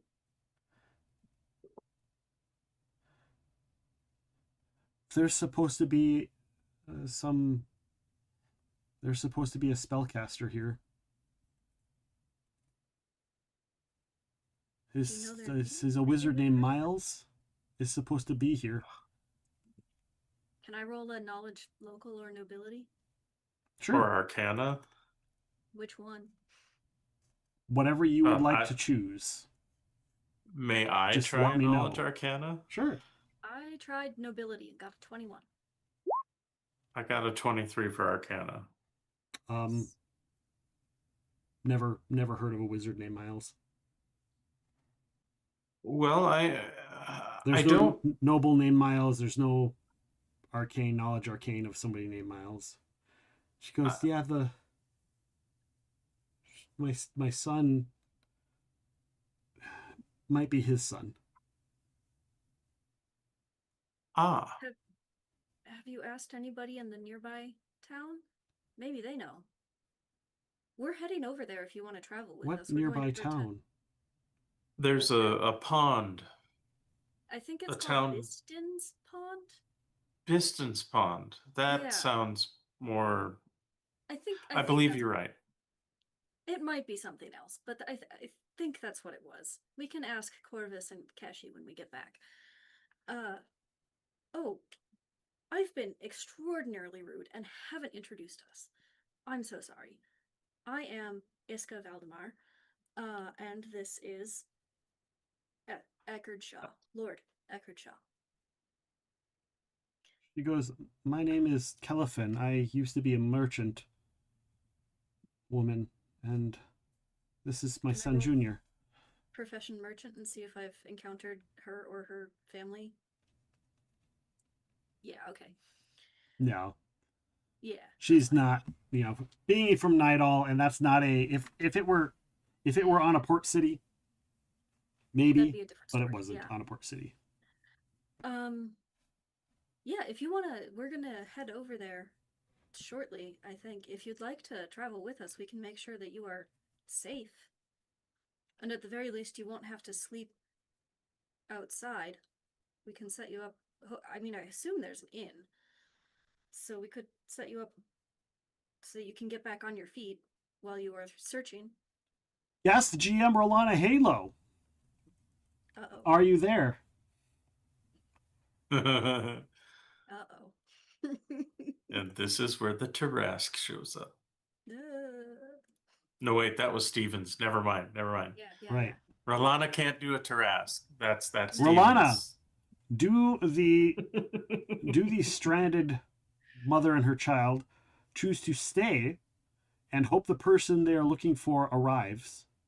Or do they choose to go with to Biston's Pond? Or do they choose to try and leave and make their way some other location? This, Rolana Halo, is a decision that is up to you. Boom, boom, As the guest GM. boy.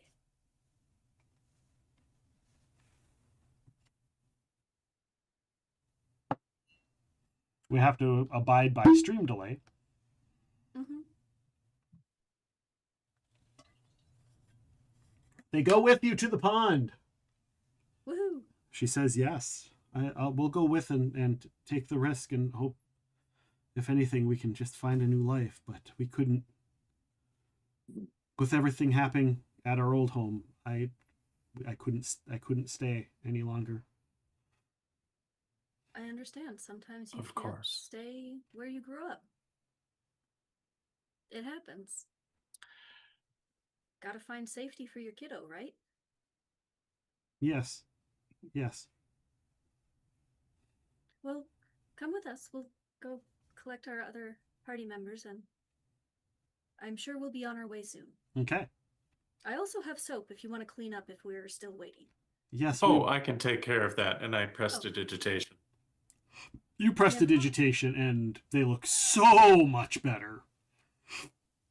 So much better. Their clothes. Between that and hopefully the mended clothes, I'm hoping that helps. Yeah, they actually look a lot more presentable. You actually realize her clothes at one point were, and now again, are actually fairly nice. They were purchased likely for a successful person who probably bought something that was meant for travel and had planned fairly well. But, when you've never left town and you don't know. So, yeah. The child is also Eckard's son. And no, he is not. All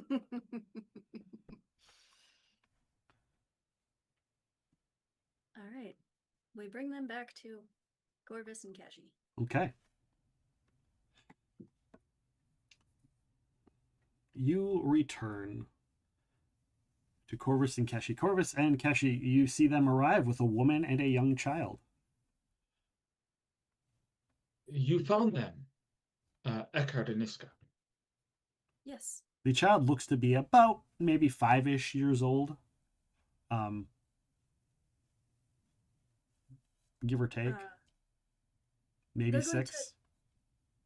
They're going to come back with us to Biston's Pond, right? That's the name of that little town that's just over that away? For the time being, yes. Yeah, they're gonna come with us over there. So that they don't have to be camping out in a nothing place. Oh, what brought you two here? And I'll say looking at her, but kind of getting down to be on eye level with the kid. All right, Matt. I'm going to let you answer the question. She is from Nidal. She left as a refugee from whatever shit is going there to protect her son. What you know is her son was conceived during a ritual where everybody was unconsciously, against their will, forced in the town to do things that they normally wouldn't have. About 6 years ago. Yep. From her point of view of all the shit that's happening in Nidal, how would she answer? She doesn't know. She only knows the name based on research and asking around months after she first became pregnant. Yeah.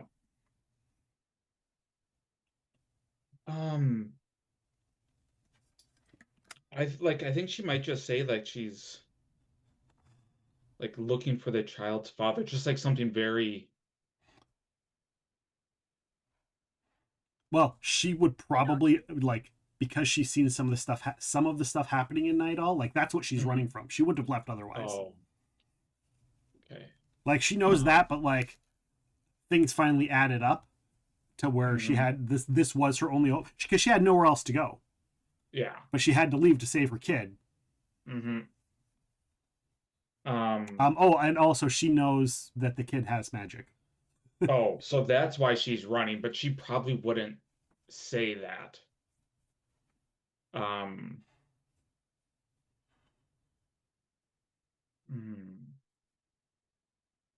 I think she'd just probably be really coy then, like as she's been up till this point.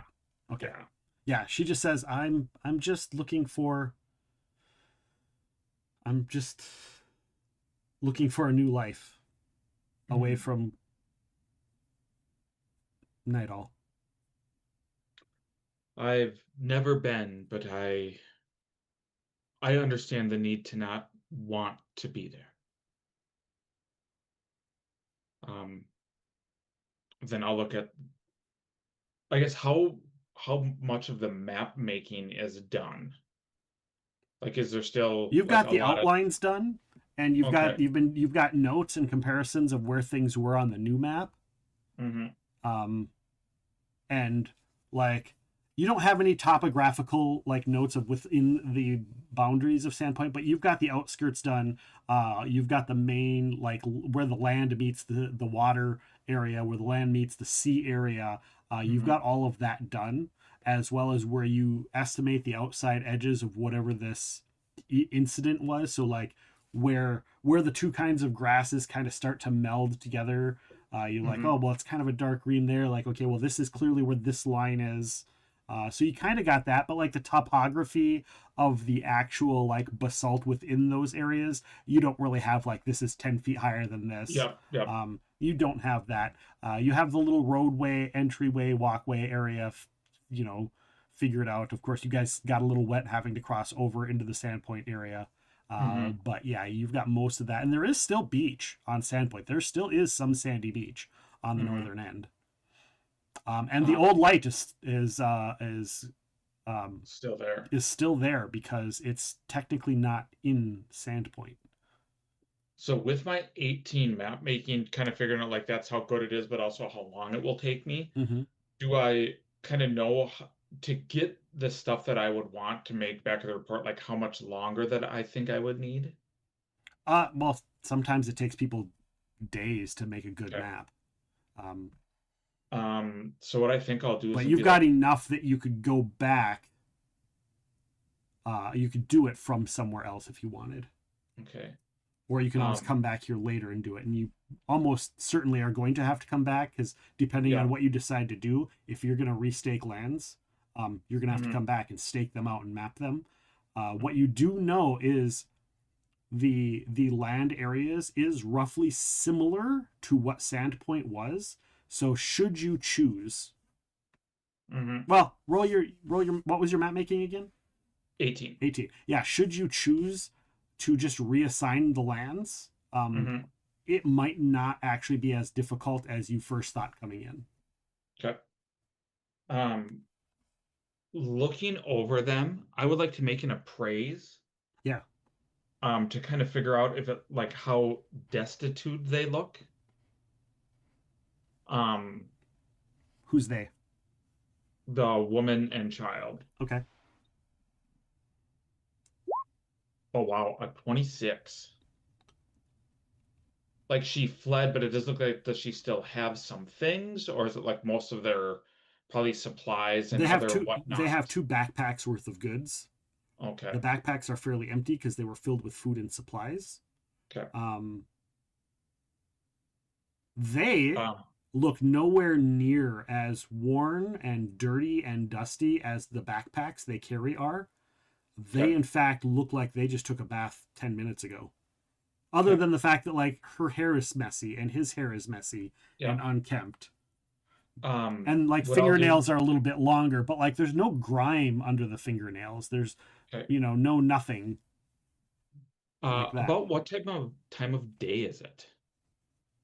I'm gonna say it's about question 5 or 6 in the afternoon. Okay. Be like, I still need maybe an hour more to finish up my work here. However, if you two are willing, I'd be willing to pay for your time on helping Keshi out, gather flora and fauna as well as some rocks. The kid pulls out of his pocket a bunch of shit out of his pockets. Like these kind of rocks? Or like this kind of plant? Yeah, I think any of that would be perfect, actually. He's like, this plant doesn't seem like it should be in the Korvosan area of. And I just look at him like, huh? And he names the name of a plant. He's like, this. I think this is a eastern butterfly flower, and I think they're usually found in the plains. Oh. Of, and I just look at him. Location. I just look at him like, I'm sure Keshi will think all of that is truly spectacular. But if you can help her out till I am done, I can pay each of you. Make a knowledge. Silver. Make a spellcraft, Eckerd. Sure. Okay.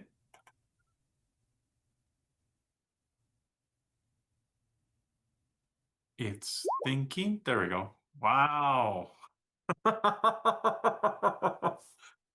Roll 20. You don't disappoint. And by that I mean you always disappoint. Here's the thing, it's not hard because you're not identifying a spell. And even if you were to identify a spell, you could still identify some spells with that roll.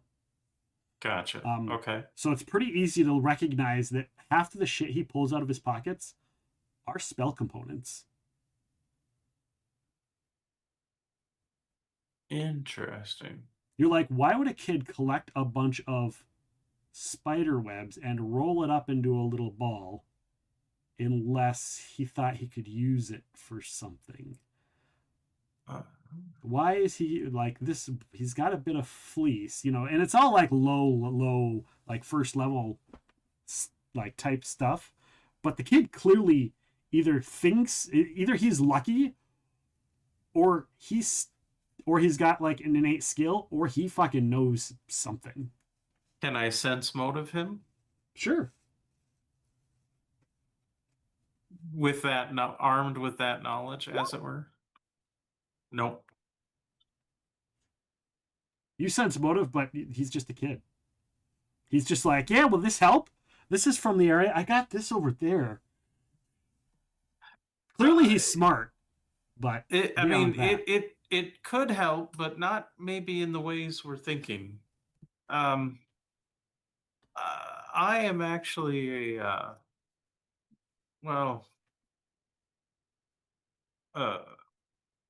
student of the world, I suppose I could say, but I have actually been to the academy back in Korvosa.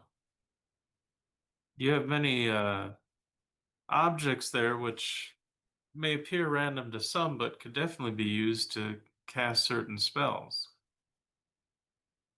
You have a good eye. Now anybody paying attention to this conversation can make a sense motive.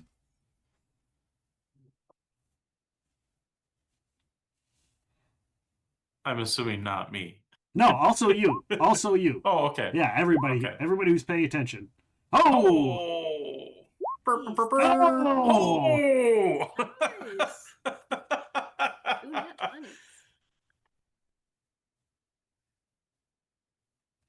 So,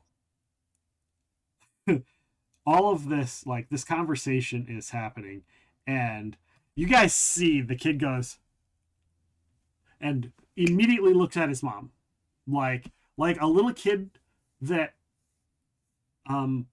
was told not to say something, and then he said something and then realizes it, even though in this case he didn't say anything. And he feels like he might be in trouble. And he looks to his mom, and she's like, "Oh yeah, well he just collects whatever he sees. I don't really think he knows anything about, would you say, magic?" Your sense motive clearly everybody, all three of you, clearly he knows that he knows that there's magic involved, and the mother knows that there's magic involved. Both Eckerd and Holly, you both know also that they're trying to hide the fact that the kid knows magic, and they don't want anyone to know. But because it's all so new to them, they also don't really know what to hide.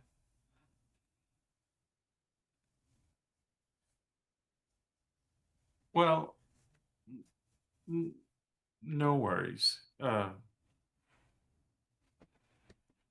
Perhaps I was mistaken, and I give them both a look that tells them distinctively I am not mistaken. and then proceeds to go, well, I suppose if we are going to stay here, does that mean we are staying here for the evening? Depends how fast it takes Keshi to get what she needs. With the help of these two, hopefully she can gather what's needed much quicker. And I'm gonna pay them each 3 silver, because that's what a trained hireling can make in a day. Yeah. Because, like... Yeah. But it's my way of helping them. Right. Because they don't have much. Right. Keshi, you look like the cat that ate the canary, like you were going to say something. Well, Corvus, you said you need an hour, so we're here at least an hour, and if it's about 5 o'clock now, that'll put us at about 6, and I don't know that we can make it to Biston's Pond and be safe traveling, so we maybe should camp here for tonight and head out in the morning.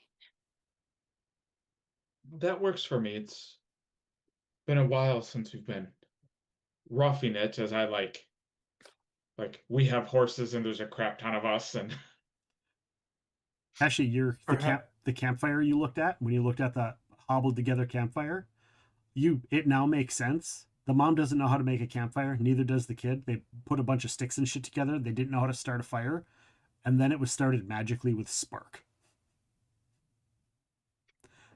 That's why they were able to get that pile of nothing to start a fire, because they had nothing no understanding of starting a fire. So, can I do a quick assessment of the two new people? Yes. And I just want to get a sense of which one would have more of an affinity to like their survival skills. Building fires, making camp. Both of them are about equal. You definitely know that the kid knows more about the natural world, i.e. knowledge nature. But they're both going to be about the same at survival. Okay. Well, I didn't get your names. My name's Keshi. The mother goes, "My name is Kelifin, and this is Junior." I'm not giving Junior a name because there's a Tiny Tales down the road where someone's going to get to play him. Great. Well, I am going to set up camp if one of you would like to assist. We are going to be collecting water, building a fire, making sure the horses are safe. Yeah, they both agree readily to help. Whatever you need. And then I will also teach them how to check if the water is safe and how to build a proper fire and start it without magic. And how to pick the right camp spot so you don't get, sleep in a puddle of water when it rains. Excellent. I'll help as well, but I'll summon an unseen servant to go collect firewood. Okay. I will do whatever I am instructed to do, which might be nothing. because I don't have a great survival, so... Right. Well, you all have skills that the others do not have. That was intentional. Yeah. Well, my intent is to teach them some of the skills in case they Yeah. are out on their own again. Yeah. You collect, you get all the things you need. You finish what you need for the map. Rockheim, you finish, like Eckerd, you finish collecting materials. You guys end up gathering around a campfire for the evening and are chatting, and Kelifin looks at you all and says, so you're here to find out what happened to Sandpoint? Yep. What have you found out? What do you know happened here? Do you think anyone survived? Honestly, at this point, we probably know as much as you do. It's not here. The town we are going to tomorrow has people that once lived here. Perhaps they will know more. What's going to happen to this place? The little boy says that. What's going to happen to this place?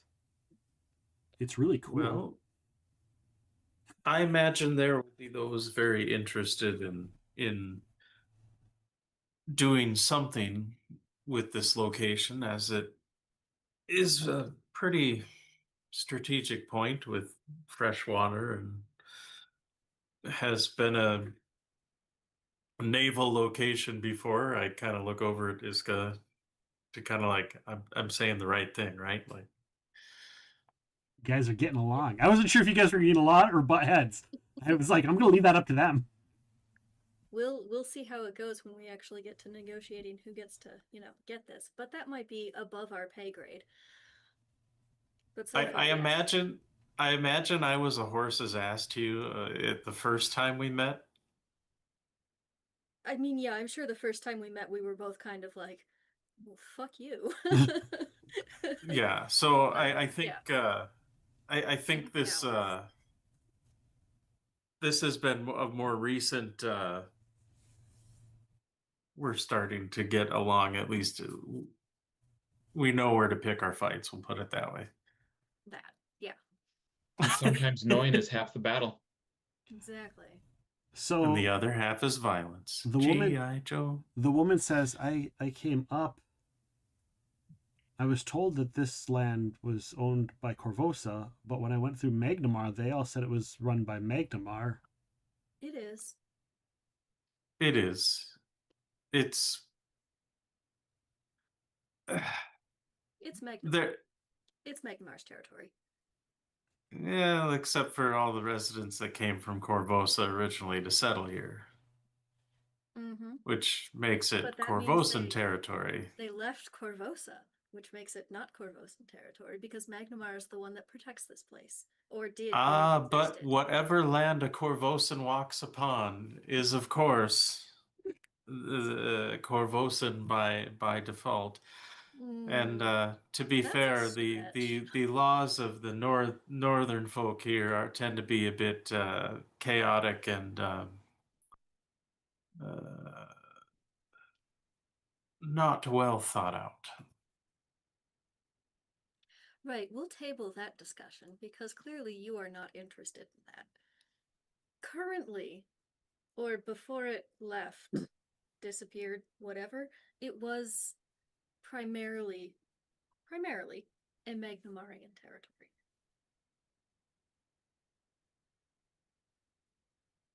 I think the biggest thing to figure out right now is, was Sandpoint destroyed or moved? If it was moved, then does the land that used to be Sandpoint now revert back to nature? Or is it in the hands of the people who used to, families who used to own it? Because if it was translocated, then does the ownership of the land go with the land, with the houses? Well, if a power was used to move it somewhere else, I will say that power was immense, perhaps even godly, in essence, as far as the ability to both move it and for it to either be concealed or magically done in such a fashion as not to radiate powerful magic. Because wouldn't it be something to say to the second cousin twice removed of Jane that these 4 pillars of basalt are now yours? Like, what is a person going to do with that? Well, and that is why Corvus is here. I just want to make sure that those of Korvosan ancestry, and I look over at Iska, do get their fair shake in terms of claiming their land, if that is such. But I believe the official procedures as far as reclaiming lost territory or family territory, I believe Corvus is working with that. We will have to try to figure out what caused this. In case of natural disasters, things are at a loss. If a volcano erupts, you can try to rebuild on your family land, but you must then deal with clearing up any volcanic ash or rock or magma. This might be the case here. It just might, as Keshi said, be reclaimed by the land. I have no doubt the interests of both Magnimar and Korvosa would be interested in finding out more, hence we are all here. And I'm sure you, Corvus, will make sure that we play fair. That is why I'm here. Kind of smiles. The boy says,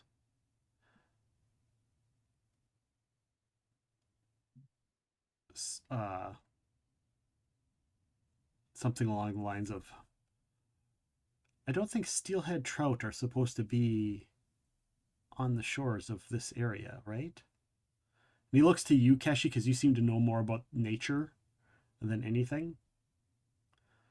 I saw them jump off the shore when we got here, when we came up from that way, and he points to the same way you guys came up. But I don't think they're supposed to be here. Ooh. I haven't had a good smoked trout for some time. Yeah, I mean, there's a lot of mysteries. Do you think they learned to fly? And they flew here? No. Did somebody bring a bunch of them and dump them in the water? That's more likely, yeah. Or there's some sort of like underwater portal where they're moving between place and place that we can't see. There's a lot of options.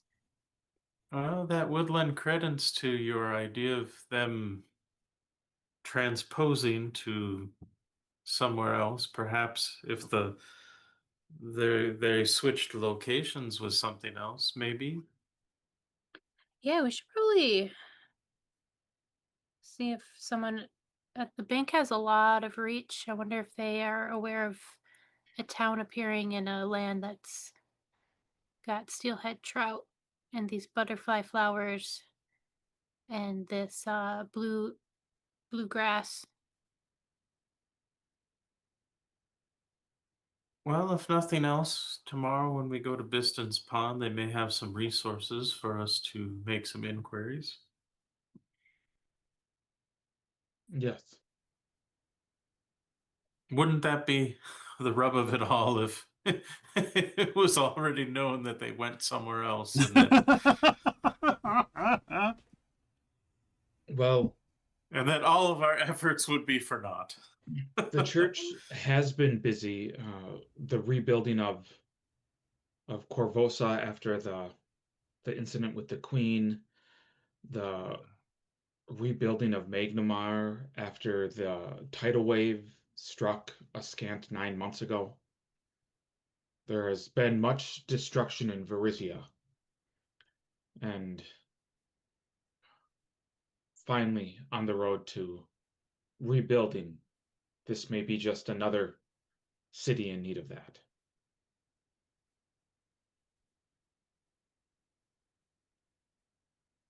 Iska. All right. One thing that you have that sits in the back of your mind since you saw those farmers when you guys did the trading. It's bothered you this entire time. An armada of Chelish ships, and Magnimar knew nothing about it and did nothing about it. That sits in the back of your mind, knowing that that was Magnimar's responsibility, and they did nothing. Yeah, I might be asking some questions when I get home. Now, that might be above your pay grade, but the fact that you never even heard of it. I mean, I would have heard at least a rumor, especially if Magnimar was doing something about it. Now, but also the question is does Eckerd know that? And is he going to use that in the whole defense of, well, Magnimar protects the city? That sits in the back of your mind as well. This entire ride from that farmhouse to here sits there. In Eckerd's mind, or just in her mind, Iska's... whether or not Eckerd's going to bring it up. Gotcha. Like, Iska's like, is Eckerd going to bring that up in this conversation? Does Eckerd realize? Did Eckerd pay attention to that conversation with the farmer? Who knows? We will find out after this break, because we are going to take a quick little break, let everybody use the restroom, get up, stretch, and all of that fun stuff. When we return, it will be morning the day after and our trip to the pond. We'll be back in just a short bit, guys. Please stick around. We'll see you in a few.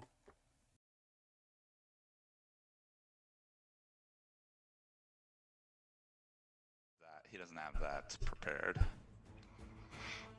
He is going to... He's going to unload one of his most powerful spells at all of you. Fuck. Magic missile.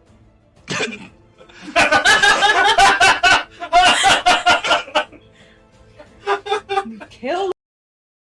Let's get this battle underway. We're going down. Get down, get down. Biddle-lip. Jungle boogie. So you see that guy shows up and swings at you, and it scrapes across your armor as you cast your spell. Go. Mithril breastplate, bitch. You can read that there is a contemplation about the others in the room and their responses, regardless of what his answer is. As in, he's concerned about what his response will be because of the people in the room. Yes. I kill everybody else in the room.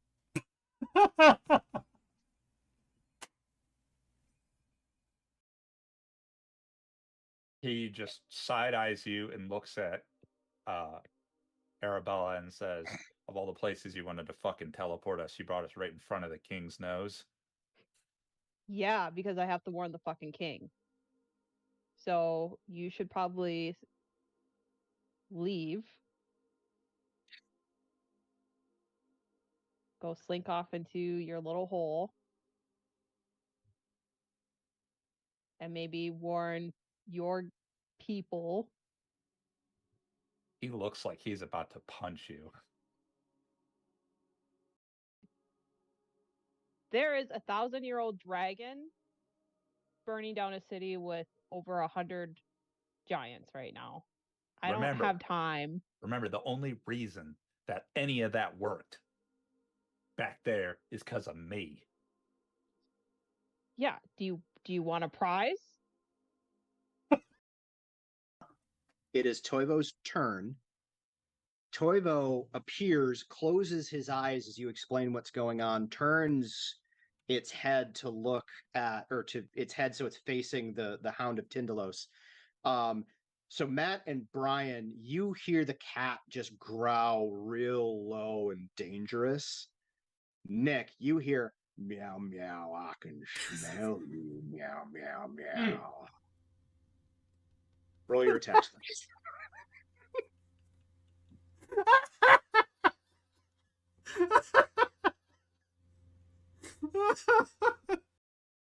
So Brianna took part in a nightmare ritual as a child. Yes. You feel one of them being activated in the museum. Okay. Brianna, I'd like you to make a concentration check to maintain your casting of the spell. Oh, shit. Okay. I will treat this as violent motion because this is violent to your emotions. And I apologize. Remind me again what I'm rolling. My charisma ability modifier, or is this is a concentration check. Somebody redeem a complication quick. My So it's a apologies. Has redeemed a complication. It is a D20 plus your caster level plus your ability modifier. Thank you. And as I'm doing it, I hold Tango out on one hand, and I just think to him, or I say in Dinosaur, like King of the World, as we like, and then I like get off like nothing happened. That's funny. Nick's chuckling at it. Nick probably makes some sort of like, this isn't Titanic. Hit me like one of your French girls, Matt.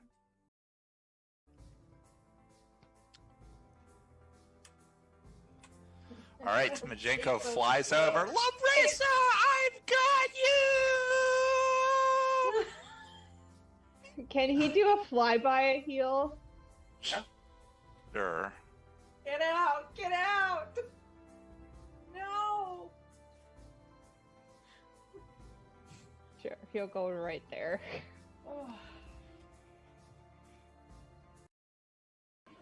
I am sorry, I am trying to be helping, but... What happened to Trinia? She just disappeared. I did... We lost the kid. I am not understanding. She just got hit by one of those raisins. She disappeared. She is gone. And Arabella said I turned to stone?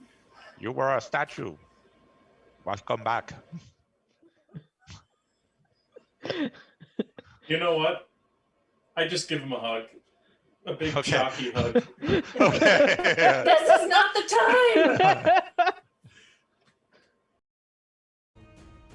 Doesn't look like only it on has our to. side. He doesn't have that. He doesn't have that prepared. He is going to. Oh, he's going to unload one of his most powerful spells at all of you. Fuck. Magic missile.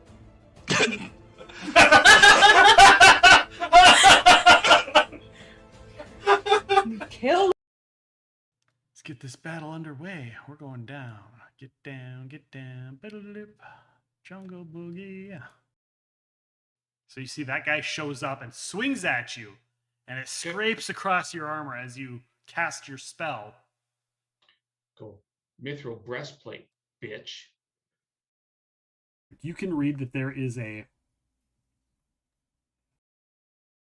contemplation about the others in the room and their responses, regardless of what his answer is.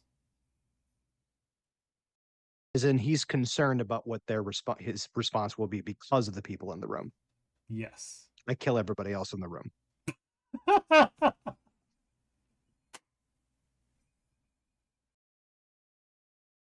He just side eyes you and looks at Arabella and says, of all the places you wanted to fucking teleport us, you brought us right in front of the king's nose.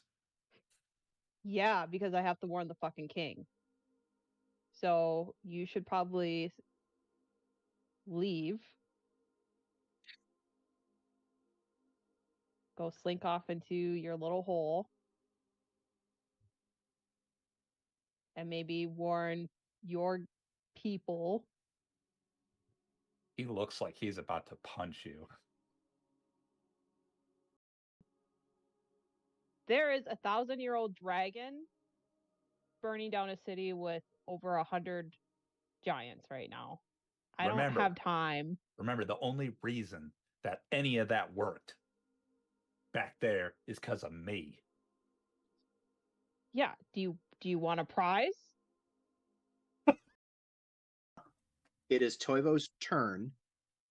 Toivo appears, closes his eyes as you explain what's going on, turns its head to look at, or to its head so it's facing the Hound of Tyndalos.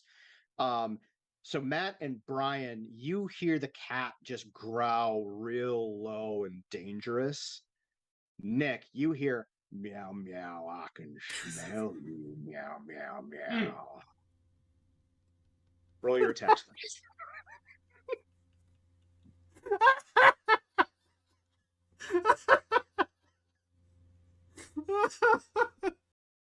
So Brianna took part in a nightmare ritual as a child. Yes. You feel one of them being activated in the museum. Okay. Brianna, I'd like you to make a concentration check to maintain your casting of the spell. Oh, shit. Okay. I will treat this as violent motion because this is violent to your emotions. And I apologize. Remind me again what I'm rolling. My Your charisma ability modifier, or is this is a concentration check. Somebody redeem a complication quick. All right, everybody.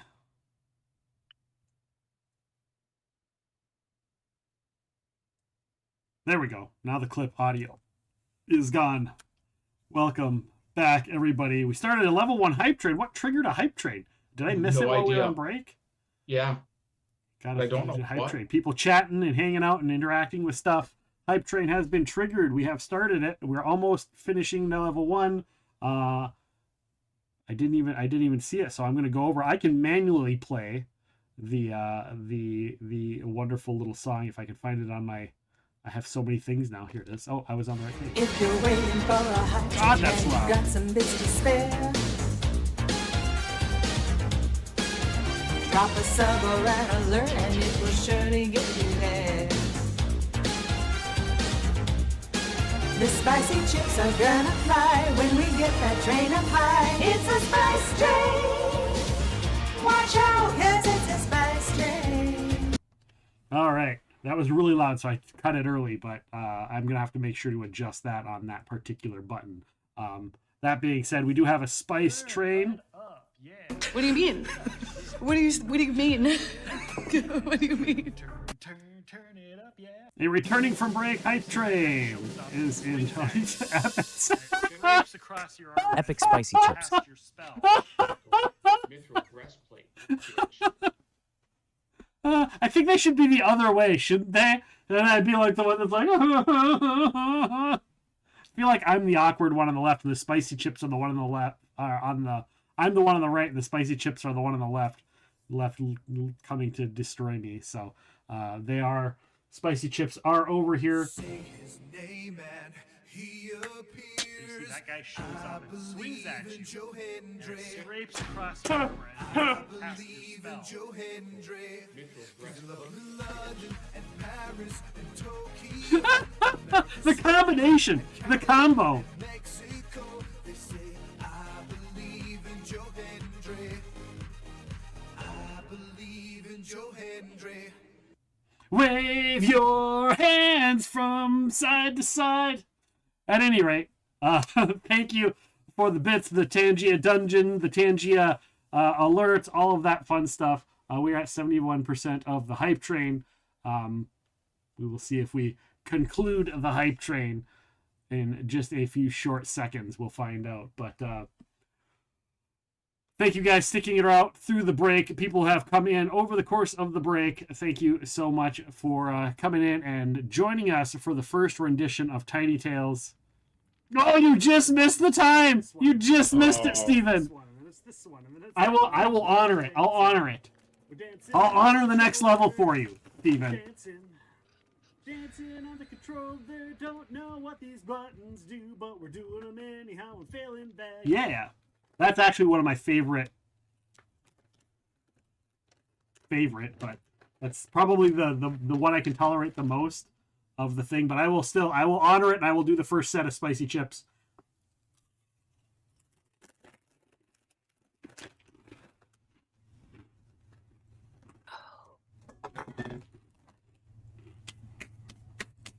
Stale and spicy. Yeah. Luckily, I have some help. I'll let it sit for a while before I eat this ice cold ice cream sherbet stuff. I want to remind everybody, if you want to partake in a future episode of Tiny Tales, you can sign up in our Discord. There's a sign up form if you want to take place in a future episode. That's any episodes that aren't this one. So if any of our current players that I didn't forcibly come to play in the first game want to do any future ones and want to actually sign up to do them, you can do so in the Discord. Anybody in the chat that wants to play down the road, feel free to sign up in the Discord. The rules are there, all that stuff's there. And like I said, I force these guys to come, but I'm not going to force them to come in future ones if they don't want to. They can opt in if they'd like. Opt in, not opt out. Yes, opt in, not opt out. You're automatically opt out, except for this one. Right. Forced, against your will, to participate. With that being said, the next morning rolls around after you guys kind of look over the area. You take samples, soil samples, and test for magical samples, and try and figure out alchemically what it is. Figure out geographically how it's laid out. Figure out how botanically this has been affected. Oh gosh, that ice cream made it worse. I thought it was supposed to make it better. But it's not ice cream, it's sherbet. It is. Yeah. It's basically, yeah, yep. Yep. When I study my spell book to memorize my spells and prepare them in the morning, I'll keep like shooting a little eye the kid's way to see if he understands like kind of what I'm working on. For whatever that's worth. Okay.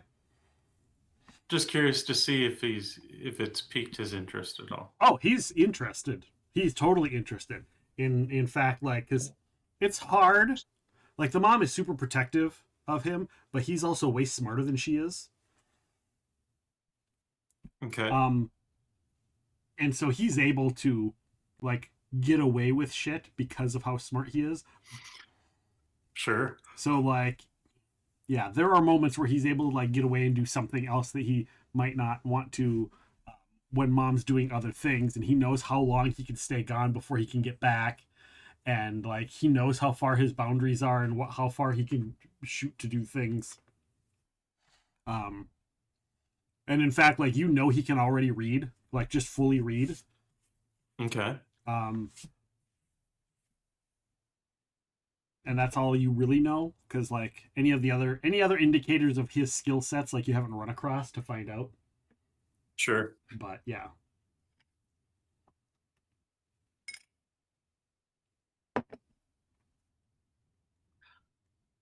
So,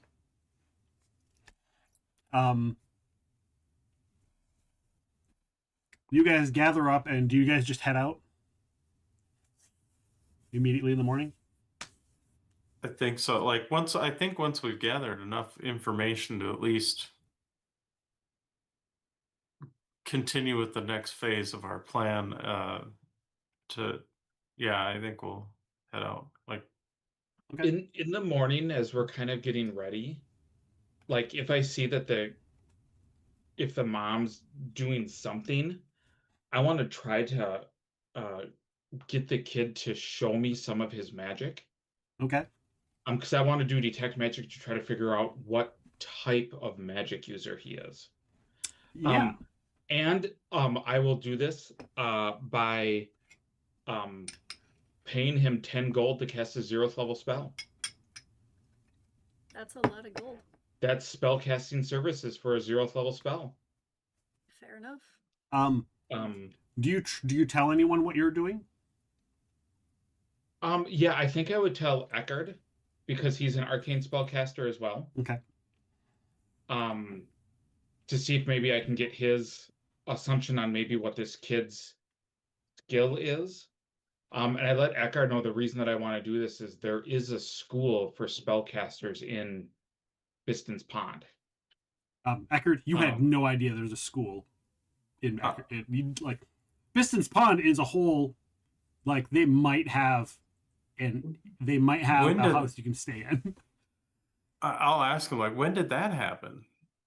From the reports I read, it's been in the works for about 2 years, but they're just starting to accept students now. A bunch of people after the World Wound have ended and set it up, brought their families. Some are crusaders from all walks of life that wanted something new.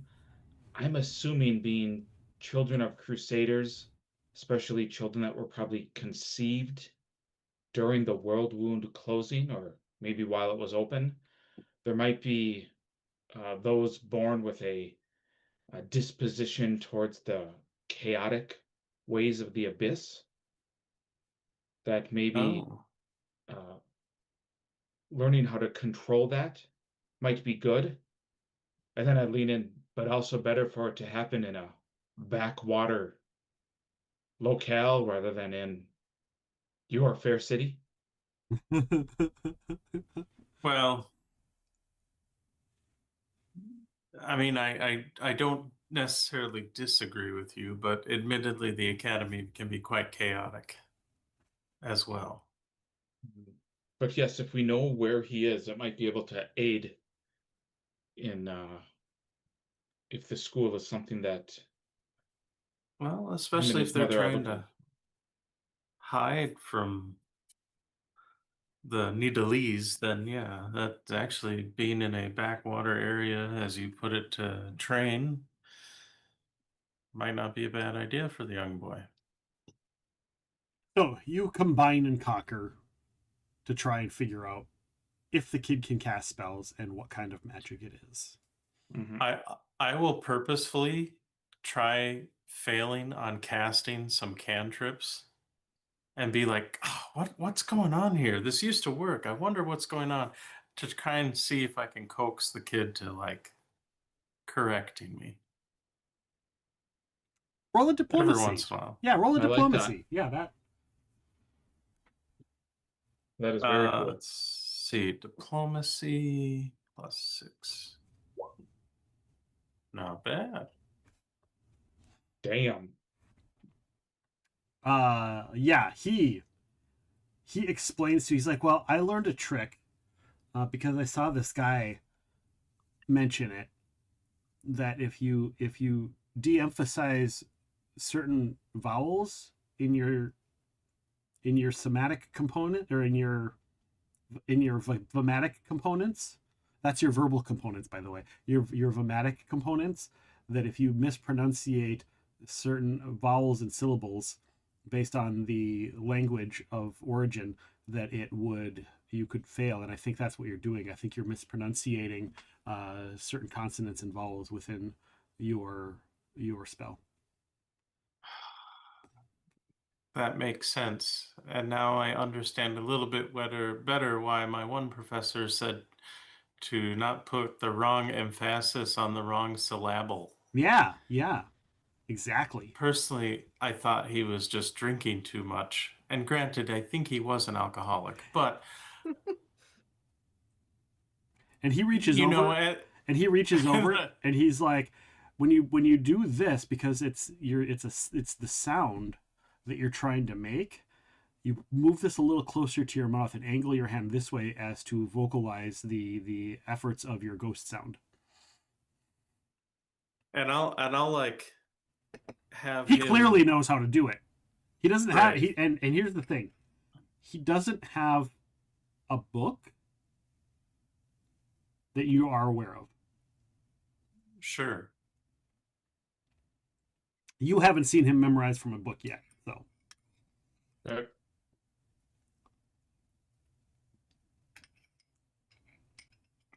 Okay.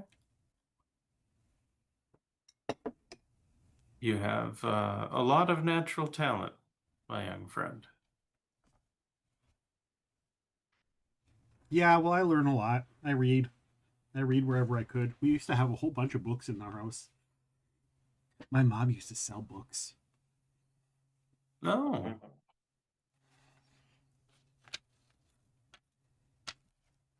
She was only allowed to sell. She was only allowed to sell certain books, but people would come in to sell the books to her, and sometimes she would get them, but she wasn't allowed to sell them because the city says so.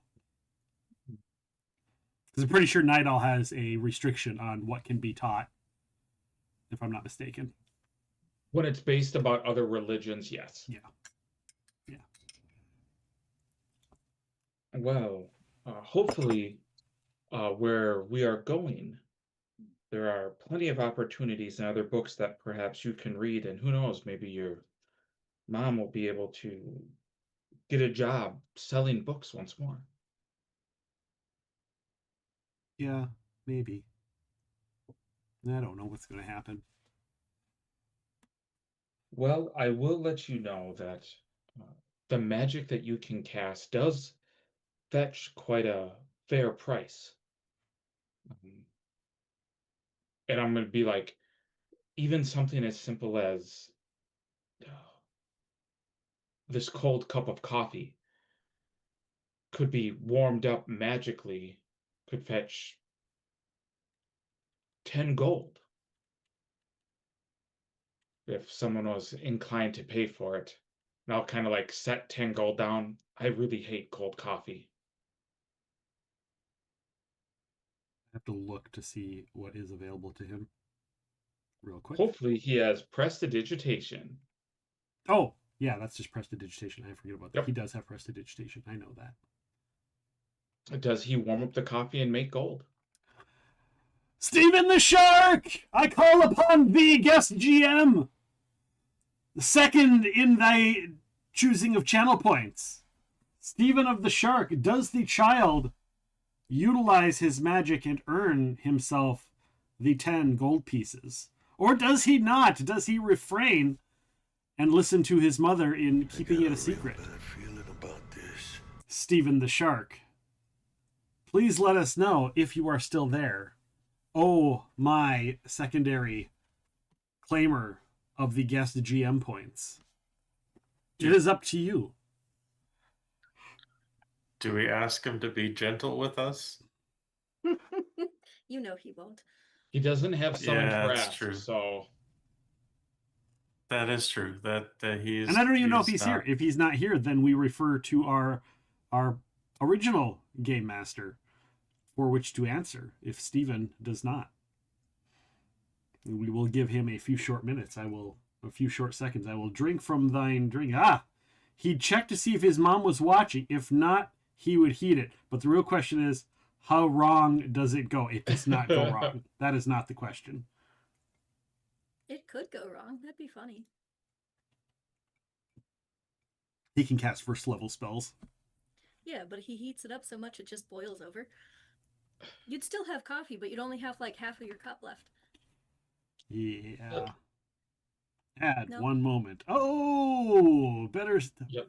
24 seconds. Are you not subbed? Someone gift Steven a sub. Aren't you subbed? You're subbed.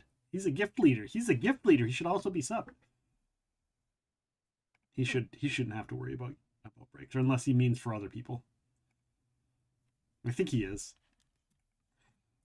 I don't think you can gift subs unless you are subbed. I thought. Maybe I'm wrong.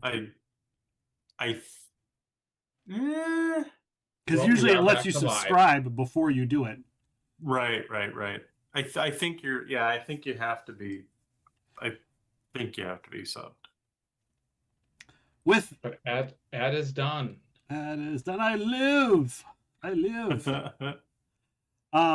Excellent. The kid looks over his shoulder, sees his mom rolling up their, cleaning up, brushing off their blankets to get ready to roll them up. Yes, a 5-year-old with first level spells is very dangerous. The kid looks over his shoulder, looks at you. sees his mom rolling up the blanket, and casts prestidigitation. Does the thing, pronounces it, puts the fingers on the cup, and you see it steams. So with that being the whole plan and why Eckhart and us had our detect magic on and doing, can we roll something to try to figure out how he's doing this? Roll you can either do a knowledge arcane or a spellcraft. Each will give you different answers. Do you drink the coffee? Yes. Yeah, it's hot cocoa.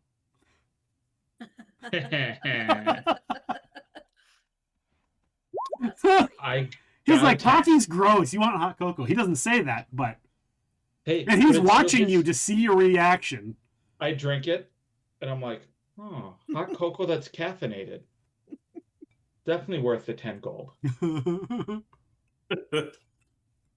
I only got a 10 on my... Yeah, because it just changed the flavor. It doesn't change what it actually is. Eckard, what did you get?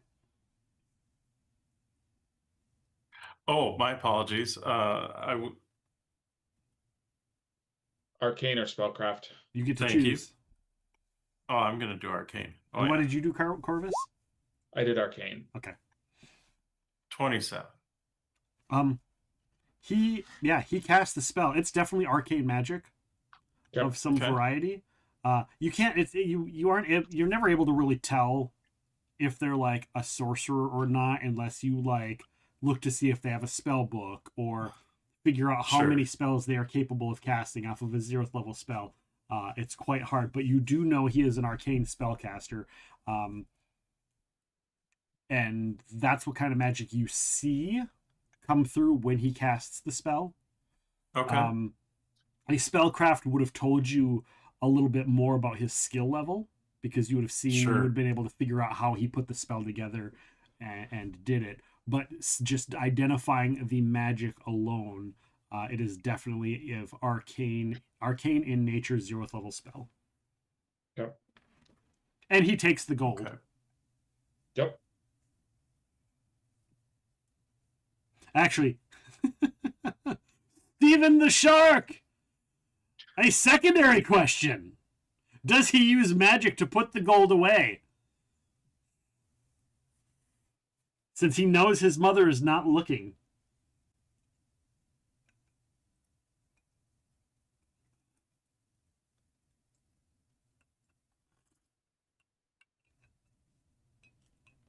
He would certainly try to. You see after that, he casts Mage Hand. And literally takes the money and he puts it in, he has it and he mage hands it into his mom's backpack. Not his backpack, but his mom's backpack. Could I roll spellcraft on this one to get an idea? You certainly can. Good call. I got a 14. A 14 is good enough to know that he has practiced spellcasting. There are first year students who come to the academy with less knowledge of magic than this kid has. Sure. Like, if they could assess whether or not he was a specialist or not, they would probably accept him. Okay. Provided he had the lineage and the money. Sure. Of course, things have changed since your time graduating the academy. With a couple headmasters rotating through and their stance on how magic should be taught shifting and changing throughout the last 4-ish years. So maybe it would be different, but in your day of going to the academy, that's kind of what it would be like. As we're traveling, I would actually like to kind of approach, now that I've got kind of a handle on the child's abilities, I would actually like to approach his mother. Okay. Before you guys leave, is there anything else you guys want to do before leaving Sandpoint? No, I think we have gathered everything and mapped out what I wanted. Yeah, and what I can do on the road, because I would probably want to try and talk to her maybe a little bit away from the group. Right. Iska and Keshi, I would like you two to roll a perception check.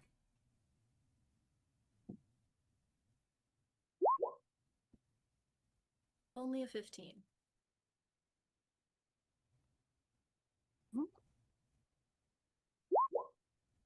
26. Iska, you don't necessarily see anything. You're a little preoccupied. Looking in this direction is something that's just kind of natural for you, but you weren't looking for anything. Whereas Keshi is always on the lookout for danger because she's the group's kind of guard and lookout and scout and caregiver, if you will. And Keshi, you actually see a ship on the horizon coming towards the shore. Are there any flags or insignia? Not that you can tell. It's a little bit foggy this early in the morning. You can just kind of see the bow of the ship and a little bit of the lower sails peeking through the mist. Well, and you may not know what they are anyhow. I don't know what your nobility is. That doesn't matter. True, it does not matter. Yeah, so unless everyone wants to spend today answering questions to whoever's on that ship heading in, we should probably leave. Oh, yes, I agree. I look Good at the afternoon. ship. Can I roll a nobility on it? You can roll another perception to see if you get to see the ship. You get a +2, I believe, for being pointed out. Welcome on in, Mr. Man. Nope, apparently not. Yeah, you don't. It's foggy. It might have been hid behind some of the fog that's out there. You know, Sure. that fog comes and goes. It can be a pain. Yeah, let's Then it's best for us to depart, and I will cast and summon an unseen servant. Give that servant a branch with some leaves on it, and tell them to sweep up this area. Nice. So it looks like you weren't here. Exactly, and then we ride off. That's great. Am I the GM? I am the GM. Game Master, right there. It cycles in. Sometimes it's missable. But welcome on in. So, you guys make your way to the pond. It is about a 6-hour jaunt on horse, if I recall me doing the math. I think that's right. So it takes about 4 to 6 hours, depending, to get to Biston's Pond. You go down and around through the Tickwood area. According to your map, there's one bridge that you cross. Now, this path, however, is still somewhat kept. It's also overgrown, but it looks like people do still use it here and there, but not a lot. Once you get past the bridge and you start walking down, you realize, go ahead and roll a perception.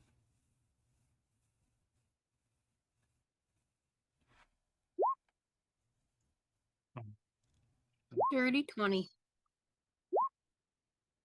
I got a very dirty one on the die. See that? 23 for Corvus. So Corvus and Keshi, you realize now, because you look at the map and you see the Tickwood, and you realize that before the Tickwood, there was another area, and on your map, it's a small forest. And God, if that forest didn't look much larger in person when you were walking by it on the other side of the river. Now, you don't realize this till you get to the Tickwood and you see the size of the Tickwood. But that other area which should just be a small woodsy area, sure seemed bigger. Like bigger now than we remembered it, or no, like because you didn't have a scope. Like, oh yeah, there's a forest there. We've got a forest on our map. It's a smaller forest. You get to the Tickwood and you expect it to be that much larger, and it's not. And thinking back, you're like, okay. You're like logically going, there's no way that last forest was that big. Not even in the scope of where the shoreline would have been. I'll just make notes of it in my map for other things to check on with the report. Okay. Sounds good.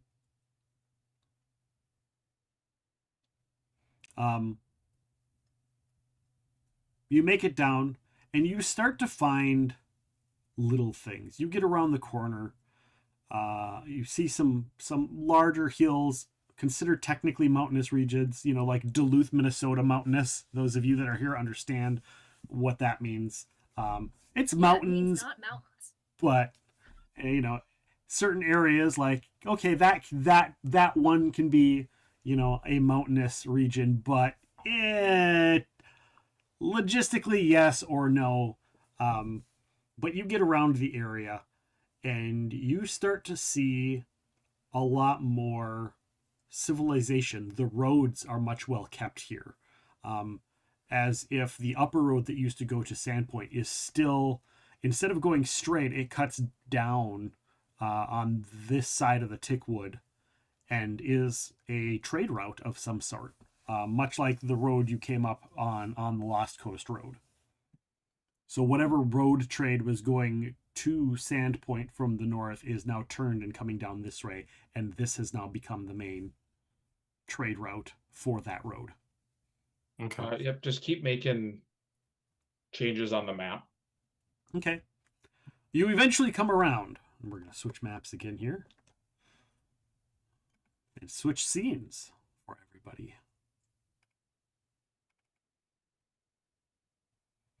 Well, that's kind of fun.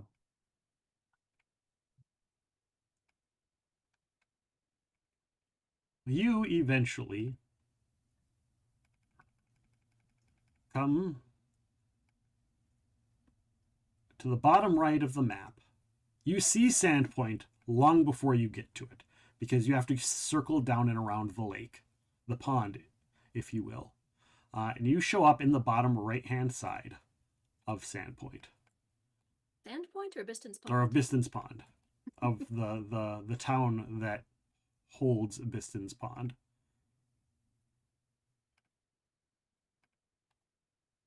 Ping everyone.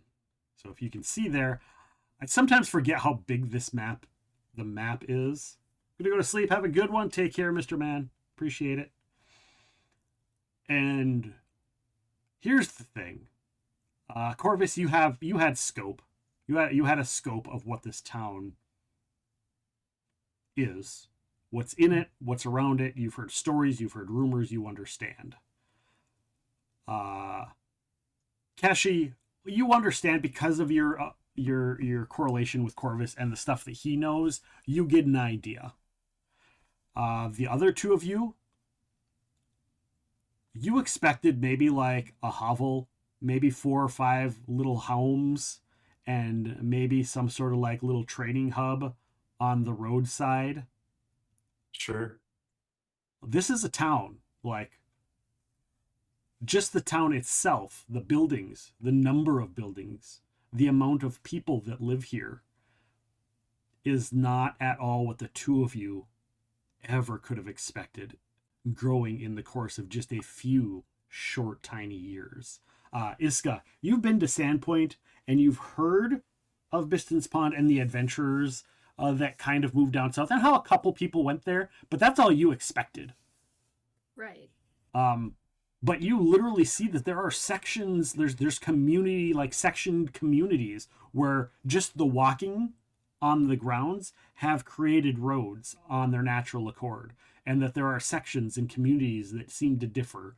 And then as you approach, you see it looks like a small compound of intricately detailed, like dark wood, obviously local wood, very dark, but very well carved, intricate details, multiple floored structures, a central tower in the corner, very large, what's obviously some sort of school or university, likely this wizard's location, this school of magic that you have heard of.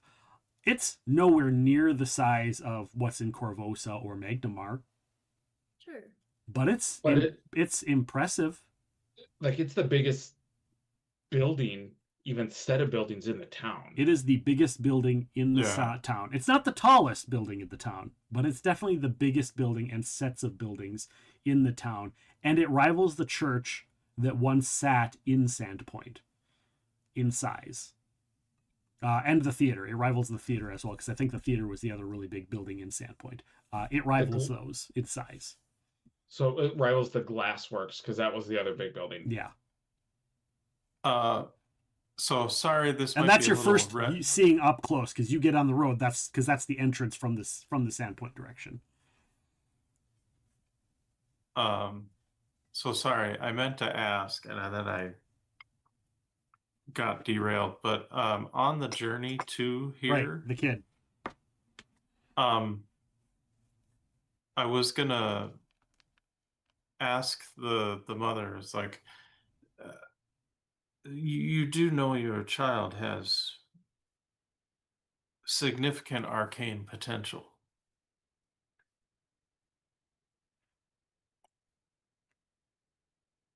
She holds her breath. Like, she's in hell, and the second you say that, she holds her breath and becomes rigid.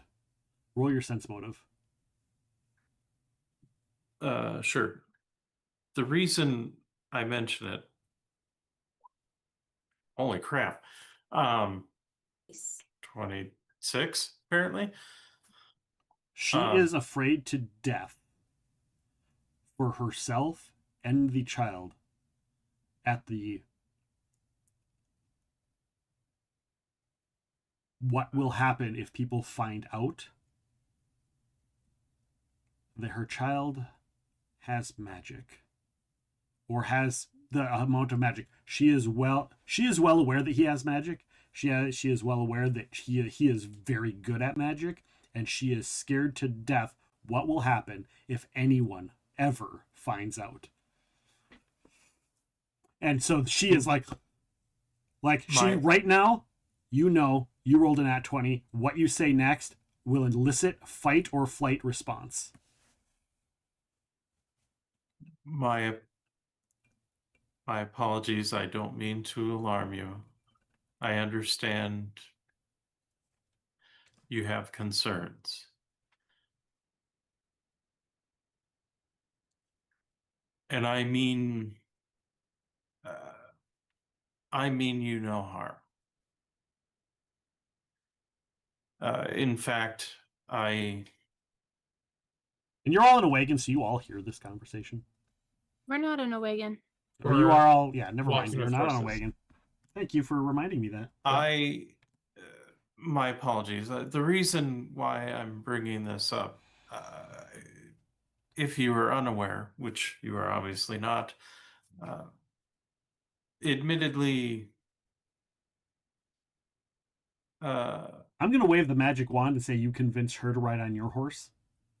Yeah, and the kid is on a different horse because you knew this conversation was coming, and so she can't really escape, but she could, if she wanted to gank you, could, because she's behind you with her hands, and that's how you know how rigid she is.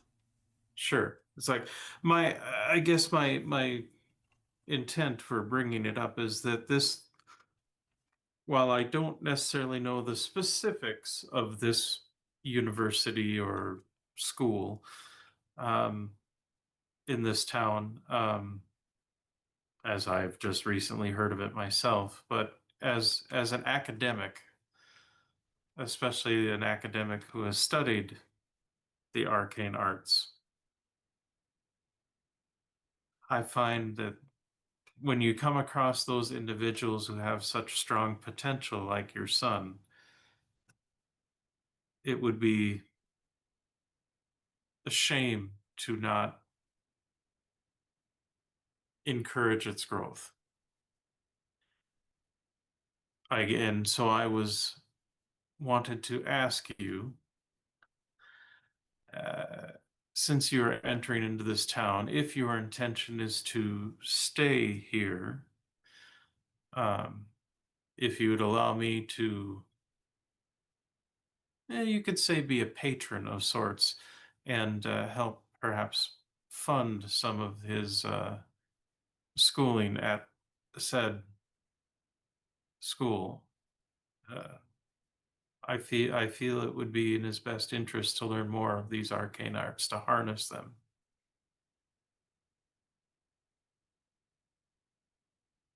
I don't know if they come for him. If they come for him. They might come for him. He's there. They'll know. They'll know when he uses it. If I understand your concerns, and I understand wanting to conceal it, but if there are those individuals that wish to tempt him in some sort of direction, then a strong mind and a competent ability will help him to resist that lure as surely as any blade. Can I think about it? Of course. I would only do this with your blessing.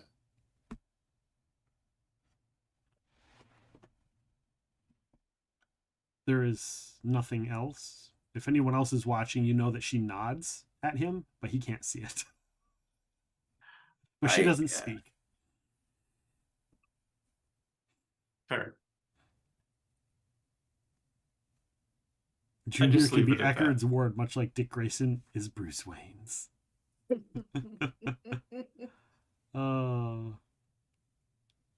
I think it's more of the who's the actual, more of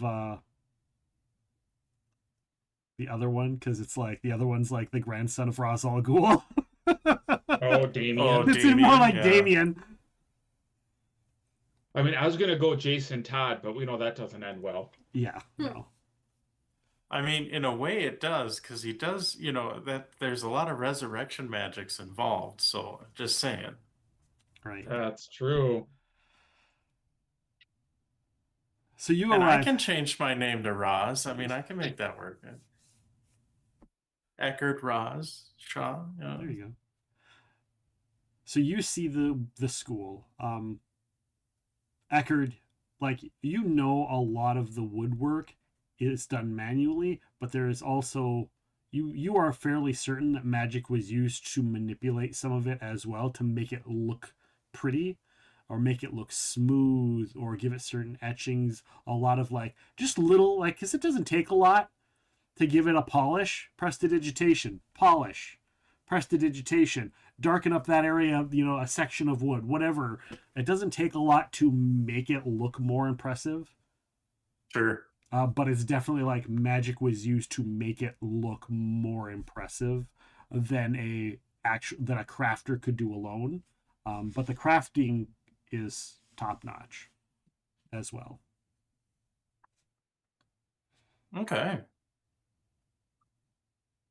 I admittedly am very interested to find out more about the school, and once you see a sign, you see a sign sitting out front.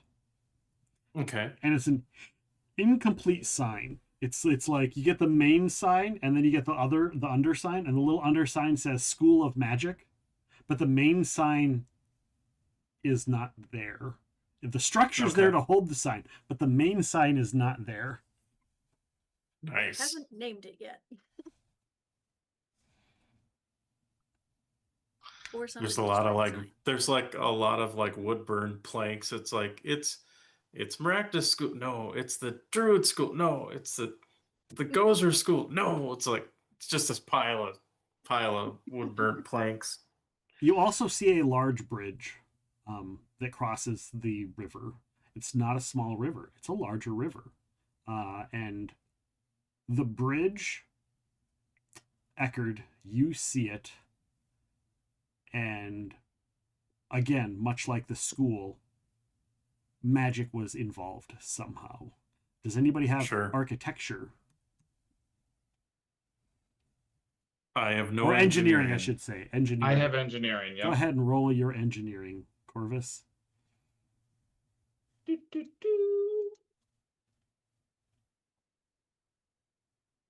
An 11. An 11 is enough to go, this bridge is impressive. Engineering-wise. If you rolled higher, it'd still be impressive. Mm-hmm. But rolling lower means, it's like... It's impressive. It's more impressive because it's like you're looking... Imagine a student of architecture looking at a structure designed by Leonardo da Vinci for the first time, right? That's kind of what's going on here. Like, this structure is architecturally a work of genius, and there's something about it that, like, even you can't explain how fascinating it is. Eckerd realizes that, like, magic was involved somehow. You don't really know how, but this isn't necessarily all mechanical. Like, there's some sort of magic involved in it. How much, you have no fucking idea.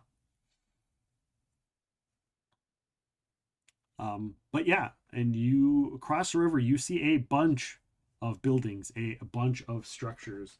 As you cross the bridge to the left-hand side, you see a lot of elves in the structure, in and around the structure to your left.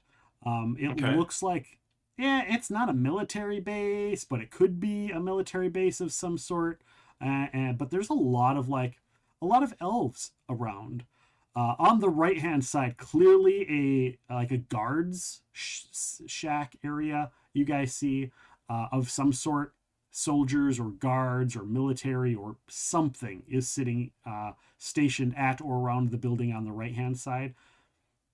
On the left up ahead and straight ahead, actually, you see some like tents and some stands and like people that come in and just sit down and set up shops, wagons with farmers that are selling food and animal, whatever stuff that they've harvested recently that they can sell, kind of like a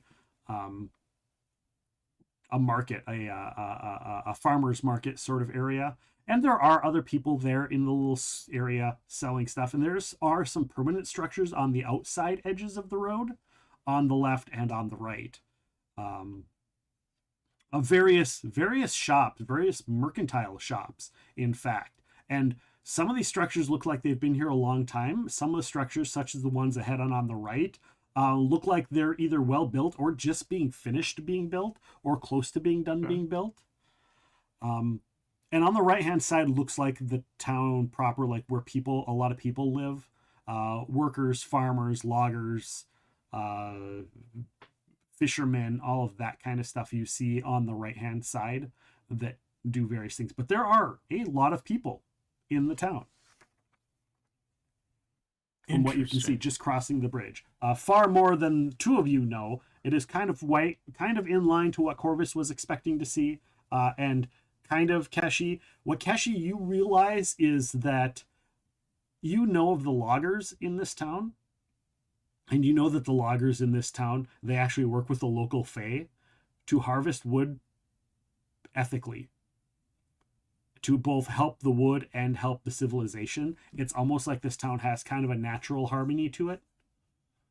It's one of the few towns where like they clean up all their shit afterwards. It's not a mess. It's well kept. It's kind of like the tenets of this town is to be a town, but also honor nature.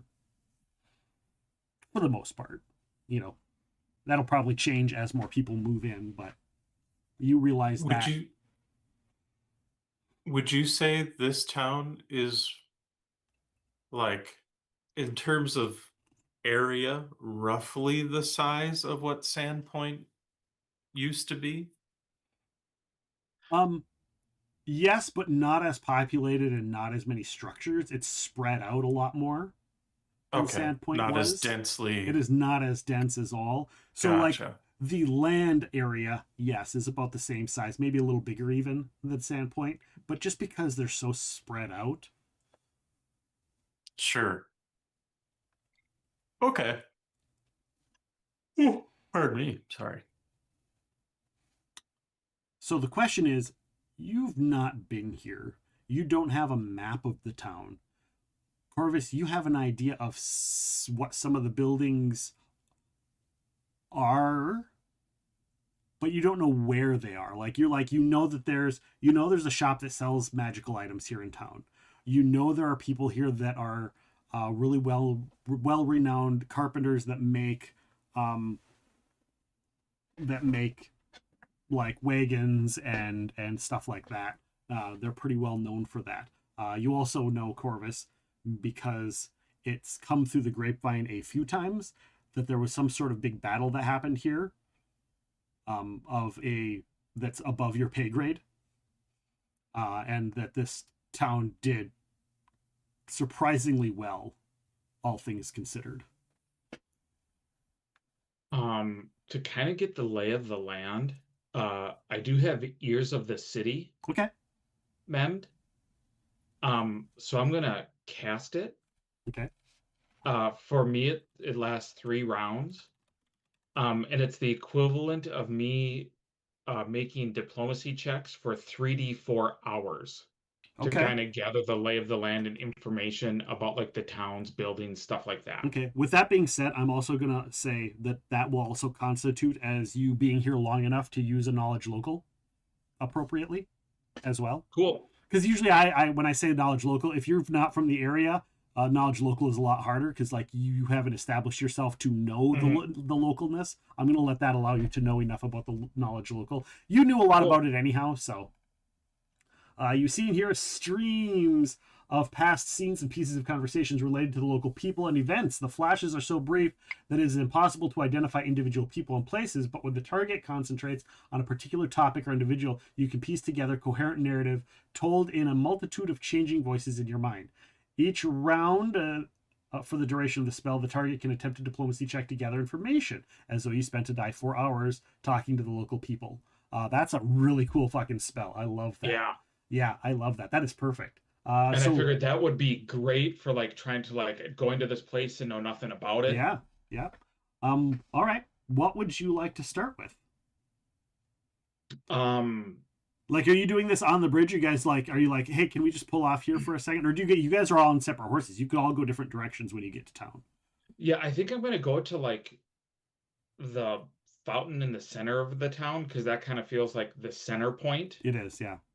And I'm going to just try to get like some information on like the big movers and shakers of the town. Okay. Do you tell the others what you're going to do? Yes. Okay. How about like, I will I'll donate my time towards finding an inn to get us a place to settle. Okay. And take care of the horses if you want to while you guys explore a bit. And then I can also kind of take the kid and the mom to help them get settled if they need to settle somewhere. Okay. That had been my plan too, so I go with Eckard. That works. Stay with Corvus.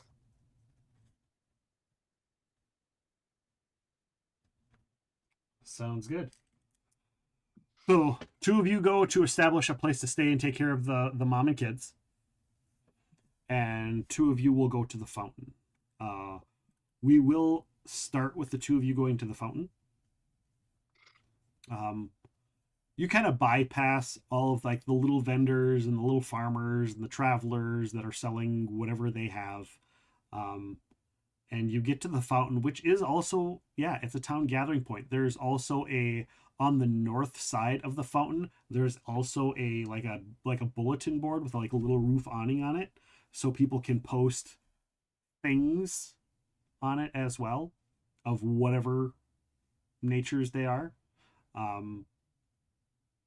and you see the central fountain. It is really great craftsmanship.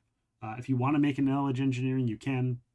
Whatever, you kind of can do whatever you'd like, if you'd like, or you could just go straight to the diplomacy checks.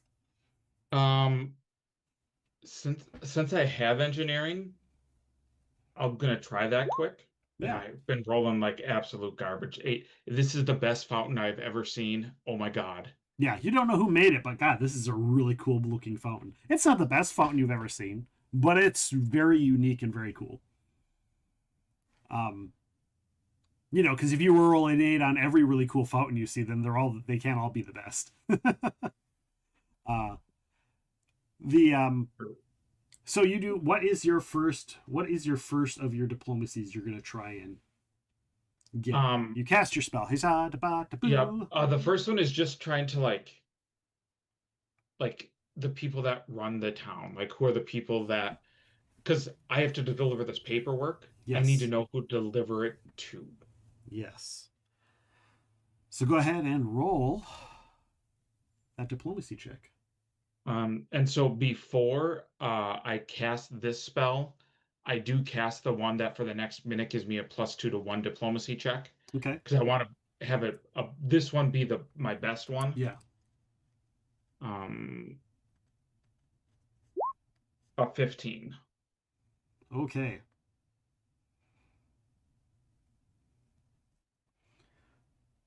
You hear through the whispers of history and time. You actually hear the discussions of, well, if we're going to be a town, how are we going to structure it? Are we going to have elections? Are we going to do something else? What do we do? You hear stories and discussions on whether or not they're going to include the people that founded the town, whether they're going to be a part of it, whether the wizard's going to stay in the town or leave, whether or not their input should take place, even if they're out adventuring or doing other things, and whether their voices matter in the incidents of the town that they helped put together. You also hear voices of talking about how a lot of them have actually said that the town should be the town and make sure that they don't have a stake specifically in what happens, that it's the town's town. They're just happy that the people are safe. That kind of a feeling from all of the people.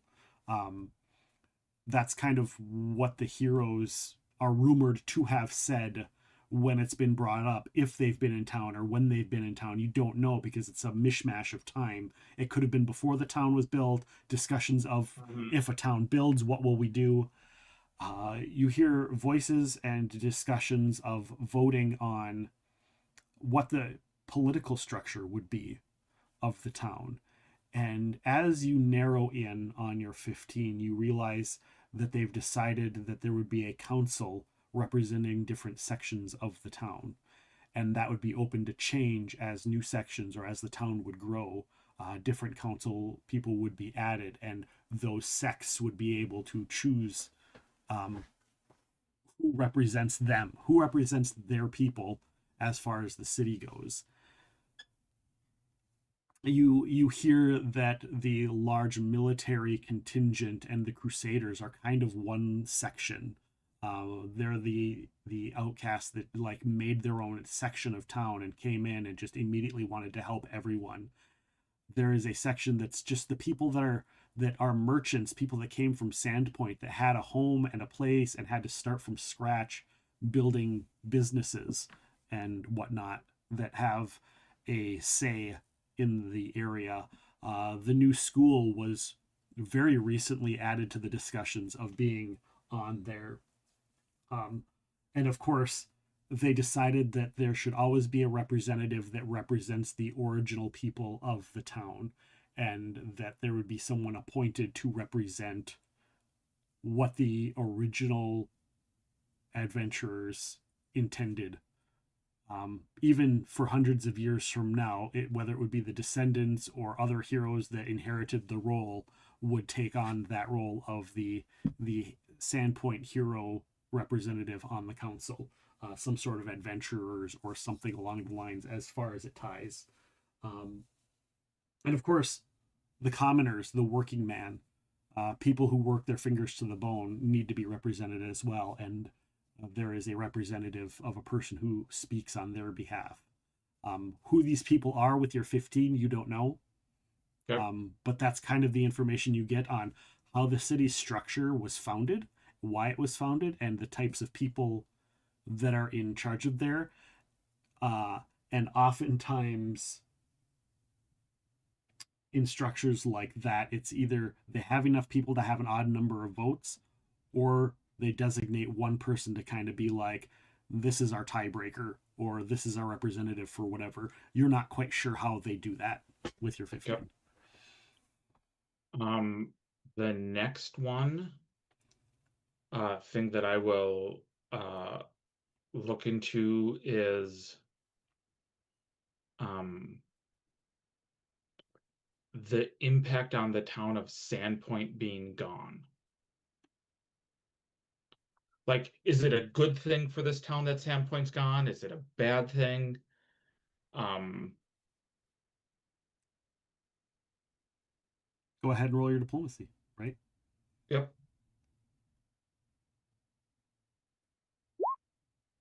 Another 15. How many rounds do you get? 3 or 4? I get 3 rounds. Okay. So you get a mixed bag. Okay. Economically, there's not much of an impact because this town was founded on being a backup to Sandpoint. Mm-hmm. This town was founded on the backbone of Sandpoint. This town was founded on the many disasters that happened through Sandpoint. Half the people here are survivors of Sandpoint from one point in time or another. Okay. There's a lot of sadness and heartbreak in the thought of Sandpoint because people came here and their brother, will say, stayed in Sandpoint or went back to Sandpoint, and now their brother is gone with no trace, no word, no voice. And it's been over a year and nobody knows anything and no one has said a thing. So there's a lot of heartbreak by a lot of people in this town. Economically, it's also difficult because there's no port town. So there's a benefit. This town does much better with land trade than port trade because it's not a port town. However, a lot of ships, a few ships have learned that they can come down the river and do trade, and it only takes them a little bit to get here, and it's way quicker to get back. Yeah, like they need to be like flat bottom or it takes an hour or 2 to get back out to the sea, but like small sailing ships, a skiff can make it up the river. A big galley can't, obviously, but a small single sailed or even some small double sailed, like a small caravel, might be able to make it up the river. Some of the sailors, the good ones, have known they can get to Biston's Pond and do trade here from their ships. And the river is widening over the years. So in 20, 30, 40, 50, 100 years, they'll all be able to probably get up the river.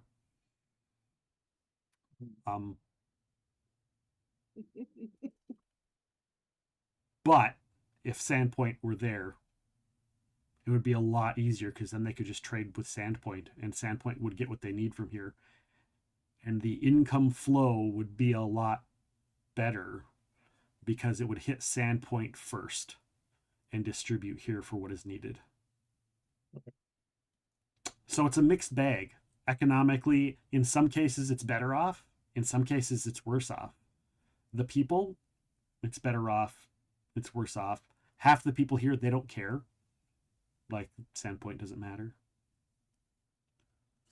So, that question is really difficult. Right.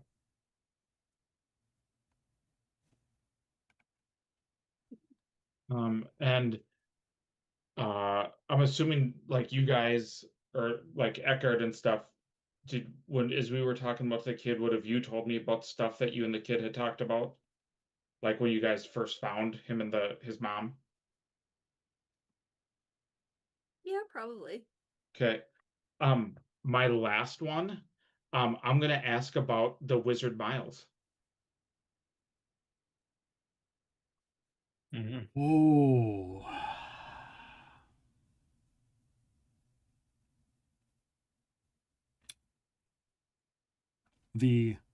Go ahead and roll a diplomacy. This really does matter. Only a 12. If chat wants to spend anything to help or re-roll, they are more than certainly welcome to help or hinder. There's no mythic points. I think there's only re-rolls, but yeah. I'll give a moment. I can't redeem it. Hmm? I tried to. It says it's unavailable. Yeah. What? I can click it. It says something went wrong. Please try again later. I cannot give the reroll. I tried. It says it's unavailable. So I got that going on, which is nice. Weird. No, I know what's going on. Manage. What do you mean? What do you mean? What do you mean? I swear to God, I'll pistol whip the next guy some that says reason, shenanigans. All Shenanigans? all of the RPG interactions, Chat every has single one of redeemed a them, dice reroll. every single one of them was paused, and it does that. It'll just automatically pick stuff to pause, and I hate that. There, it should all be available. Even now. worse. An 11. No. I've been rolling really bad today. Brian, you're not the only one. Someone else is trying to try and help him. Or we can see how it goes wrong. Yeah. Yeah. Sometimes. Honestly, I'm kind of curious to see how it goes wrong. Chat has redeemed a dice reroll. Matt gets a dice reroll. Okay. Third time's the charm. We'll just see. Oh. Much better. Much better. So, you ask the question, and your magic stutters. The air around almost revolts, like it doesn't want to give away its secrets. You hear the name Miles in whispers, quietly, in the back of your head. You piece together the word wizard, spellcaster, founder. But over and over again, you hear another name. A name that you do recognize. A name that stands out a little bit more to you. And that name is Maractus. Mr. Cactus. Who is a founding hero of this place and is pretty well known around the world as one of the major wizards around the world. Okay. And it's kind of near the end where you realize that Miles was a name he went by to hide from the world years ago when he was a hermit in the town of Sandpoint.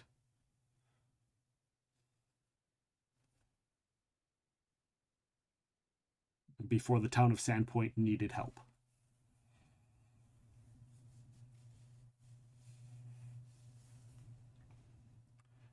And it's a struggle for you to get that information through your spell. Almost as if his magic or the magic of the town or the goodwill of the town wanting to protect him and his legacy almost doesn't want you to know. There's something, but you get the information. In my mind, how it finally breaks through is one of the house drakes going, "Oh yeah, that's Maractus. Shit." Yeah. Yep. Perfect.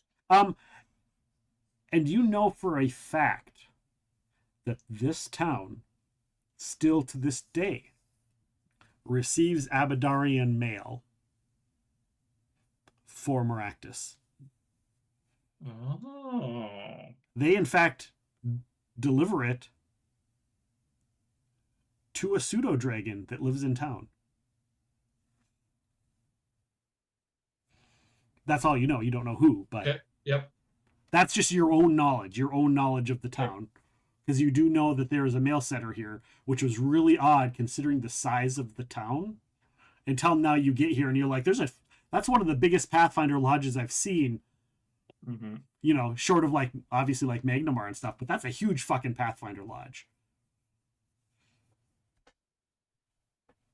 And the giant fucking wizard's tower, and not to mention the school. Like, you're like, they've got some scary shit.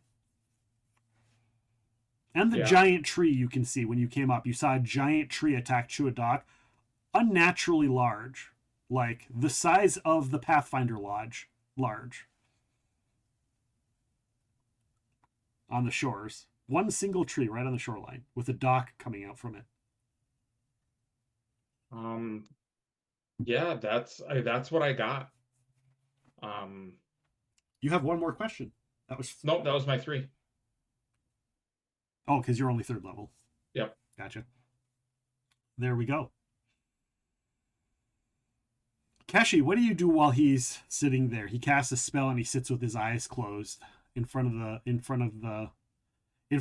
pond, in front of the water feature that is also kind of in the middle of a circle of merchants. It's gonna take like 30 seconds, though. It's 3 rounds. That's true. It is only 3 rounds. I get off my horse. By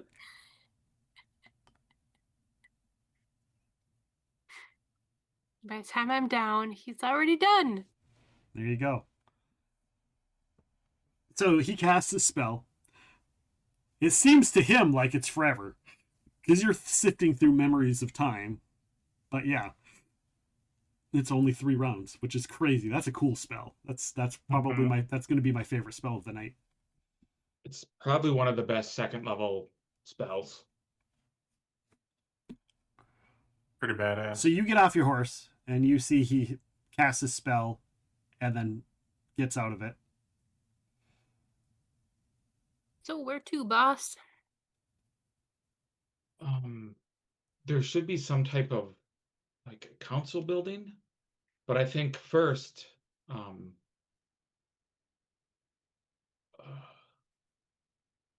I'm gonna reach in. I'm gonna pull out like 20 gold and hand it to you. We should make sure that Abadar's blessing is on this marketplace, and then can see how good our friends have found us a place at the inn. Yay. I'm gonna go up to the first merchant. Where's the council meet? I've got a gold for you if you tell me. Ooh, and can I have some of that? I'll give you another gold. It looks delicious.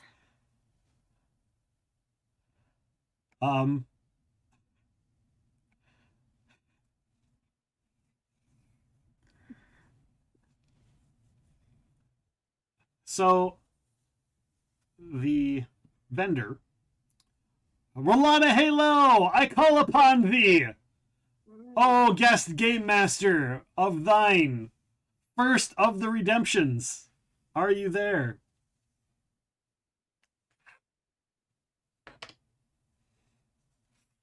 This particular vendor and the small vendors with tents do not normally reside within the town. However, they travel here and are either local farmers or not. Would this particular merchant know any information about where the gathering of the city council meets? This, Rolana Halo, is up to you.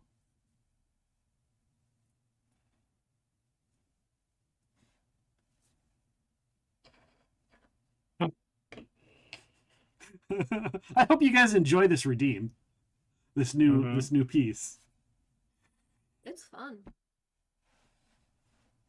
It adds a little bit of chaos to it, or a little bit of like otherness to it.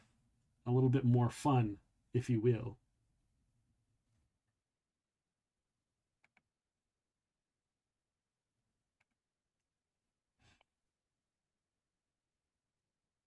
I feel like they think they do, but it's wrong. Oh. Uh-oh. They're like, oh yeah, well, it makes sense. It would be at the big wizard's tower, right?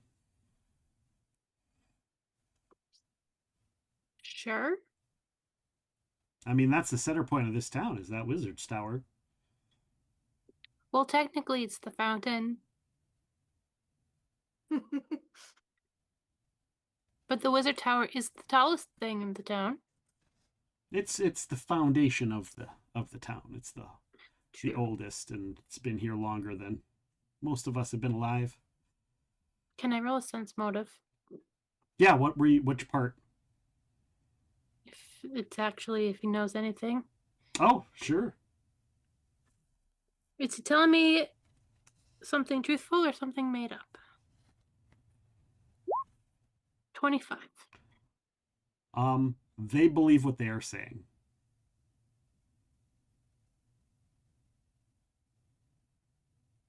So they're telling the truth as far as they're concerned. I mean, obviously out of character, we know the truth, but in character, they think they're telling the truth. And they think they know. They do know, and they do know, or at least they think they know, that that's the oldest building. Great. I'll give them my gold piece. Okay. And they give you some handcrafted limestone soap.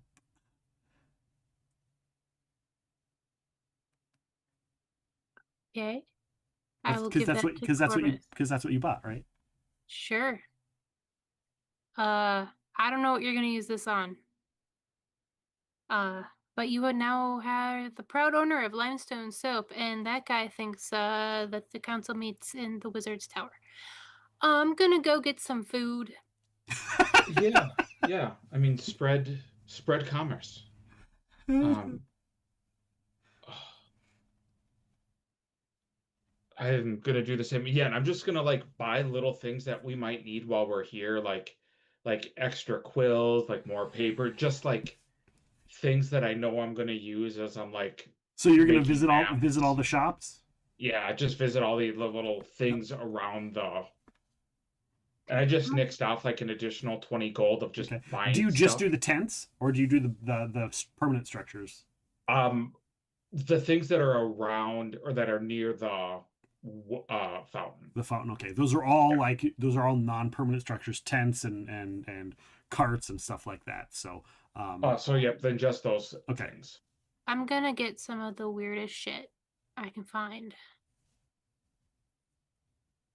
so I can give it all to Corvus. He's gonna have to figure out what to do with it. Limestone soap. I don't know what that is. It adds grittiness to the soap. It's soap that's got infused with limestone. So it's like lava soap. Yeah, it's like lava. It's lava soap. Is exactly what it is. Painful. It is. It is.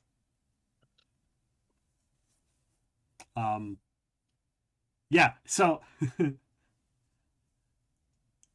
we'll get to Keshi here in a second. Because you're gonna find a whole shop that's just filled with weird shit. So, Rockheim and Janai, a.k.a. waiting for it to show up so I can remember. Eckhart and Eski. I'm literally like, I forget the name, so I'm just waiting for it to show up on the stream. Eckhart and Eski, you you guys end up looking at Iska, end up finding a there's actually surprisingly a few places if you roll your diplomacy. I can do that. Yeah, let's both. Wait, before either of you roll, who is aiding the other, or are you doing it independently?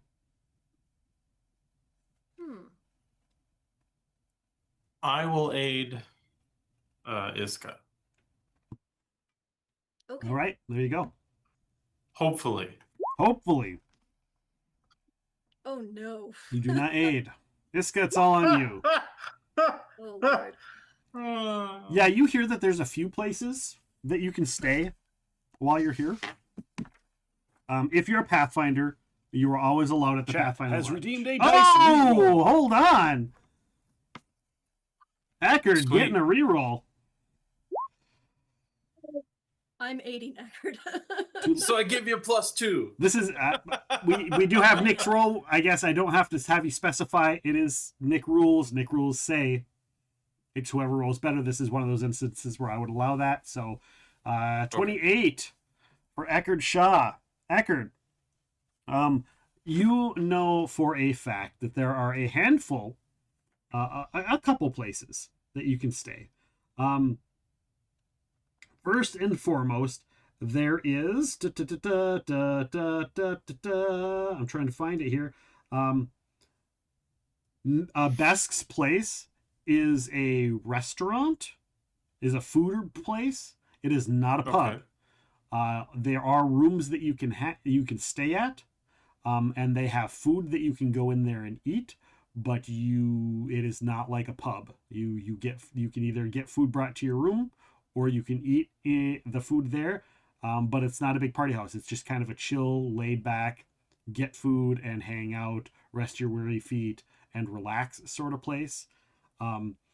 There is a inn, which is probably the most lavish of the inns, which is called the Eagle Inn. And it is a kind of a round structured building with a lot of cool like eagle motifs and like very Andoran feel to it.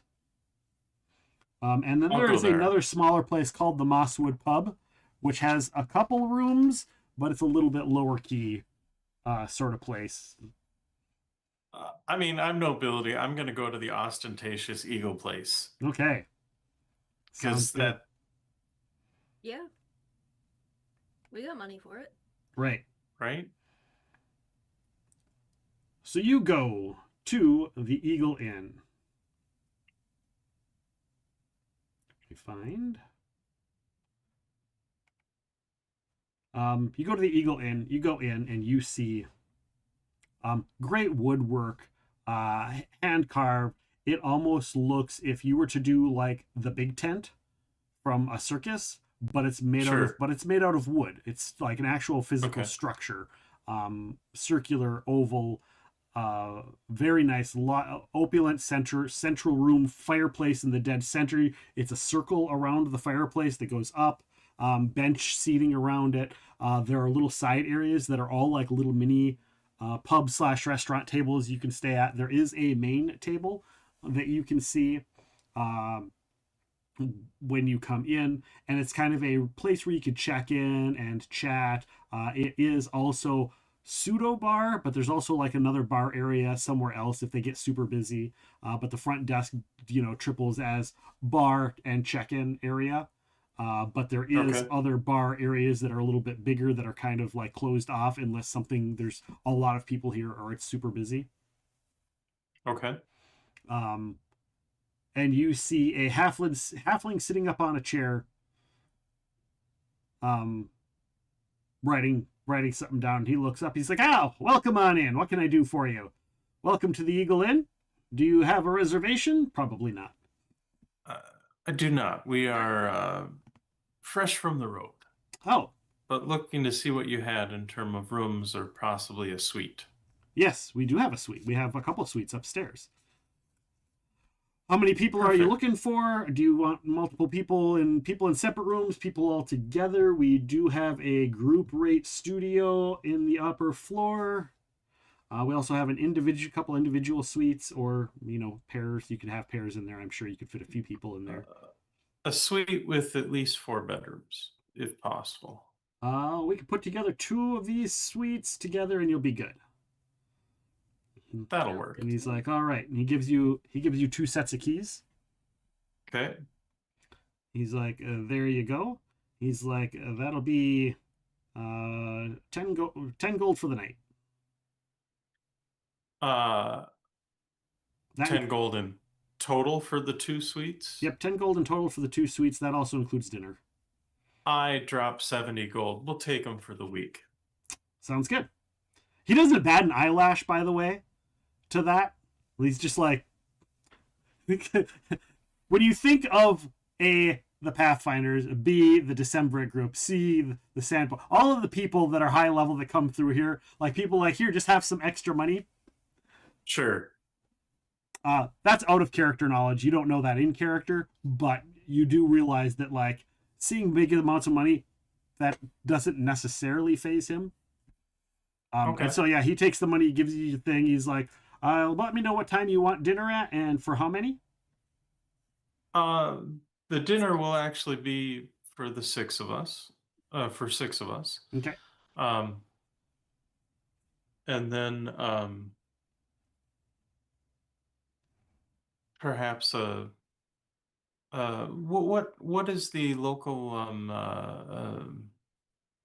what local beverages do you typically serve? Are there any like wineries, meaderies, ale house type we do have things around here? there is an abbey north of here that serves, Nick doesn't remember, I think it's mead, if I'm not mistaken. North of I think Sandpoint. mead and ale, if I there's recall. like mead and ale. Yeah, there's a local abbey that specializes in mead and ale. We do have some local brews that come through from the farmers. They make their own stuff and come in and sell it. It's not too bad, actually. So we got a couple of different kinds, but the abbey, the Windsong Abbey, I recall, Windsong Abbey has some of their stuff that comes down through here. I think I may have even have had some of their. Iska, you've definitely had stuff from Windsong Abbey. Yeah. I believe it's even made its way as far south as Korvosa at one point or another. Yeah, probably. While you're here in town, do you need anything else? Do you need directions to anywhere? You have any questions? This sounds like you guys just got into town and haven't been here before. Have you heard of a wizard named Miles, by chance? Can't say that I have. Oh. I've heard some of the people that originate here have said the name Miles in whispers, but I don't know if it's a wizard or not. Gotcha. One of our party is looking for him. Well, there's a whole wizard school, so maybe he's a new teacher that's going to be teaching. Who knows? We'll ask around. Thank you. I imagine we will stop by there to check at some point. Okay, Look well, if over you Niska. have any questions or you're looking for anything in particular, I know all the shopkeepers, all the people. I know pretty much everyone. Thank you, and I'll set like a couple of extra gold down. It's like, thank you. Yeah, no problem. We appreciate it. Yeah, take care. If you need anything, stop by at any point in time. If you want drinks from down here, you can always come by and have a few drinks on the side as well, outside of your meal.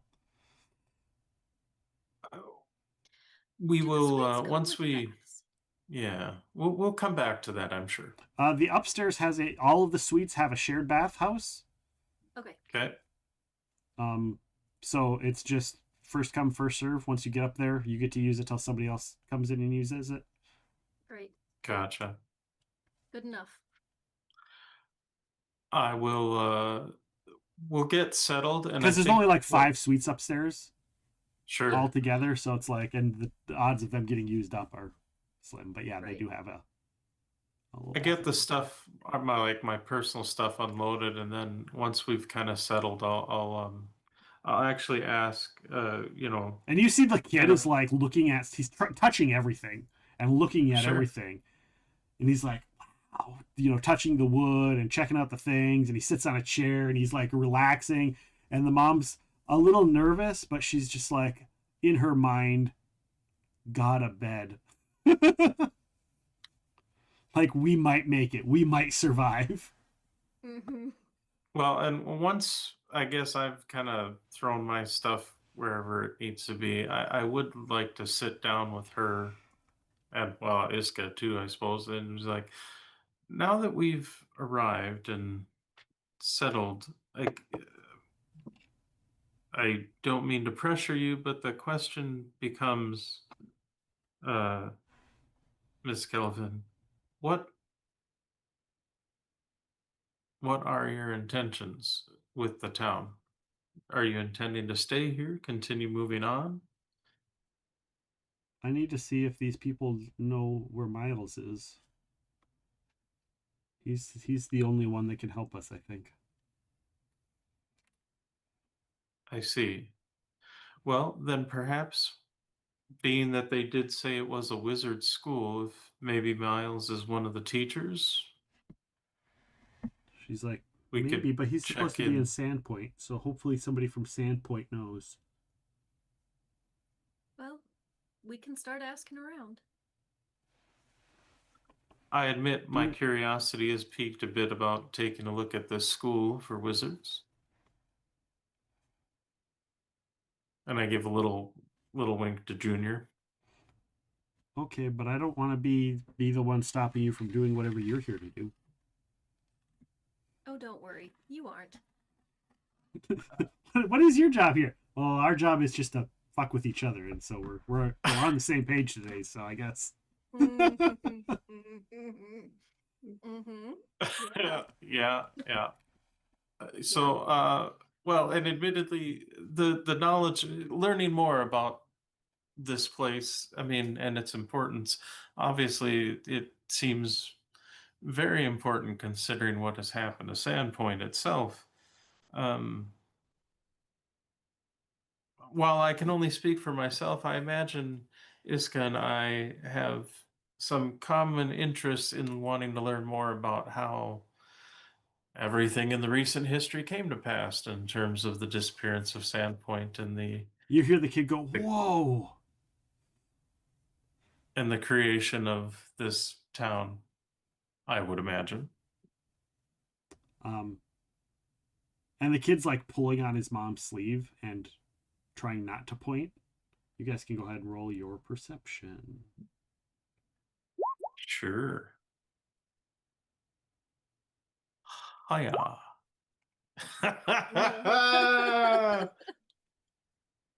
Apparently, I'm focused on Kelefin's answers.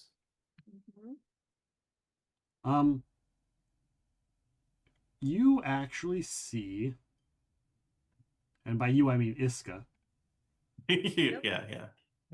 You see a woman come out of one of the adjacent like rooms, like she's got a room that she rents here, comes out and closes the door and turns, and she's got like green hair and like a bluish green hue to her skin, but like her face is very green and kind of like multicolored stripy green skin, and looks very odd. Whatever her race is, you can make a knowledge local. A 9. I don't think I got that one. She is some very odd, rare, weird race.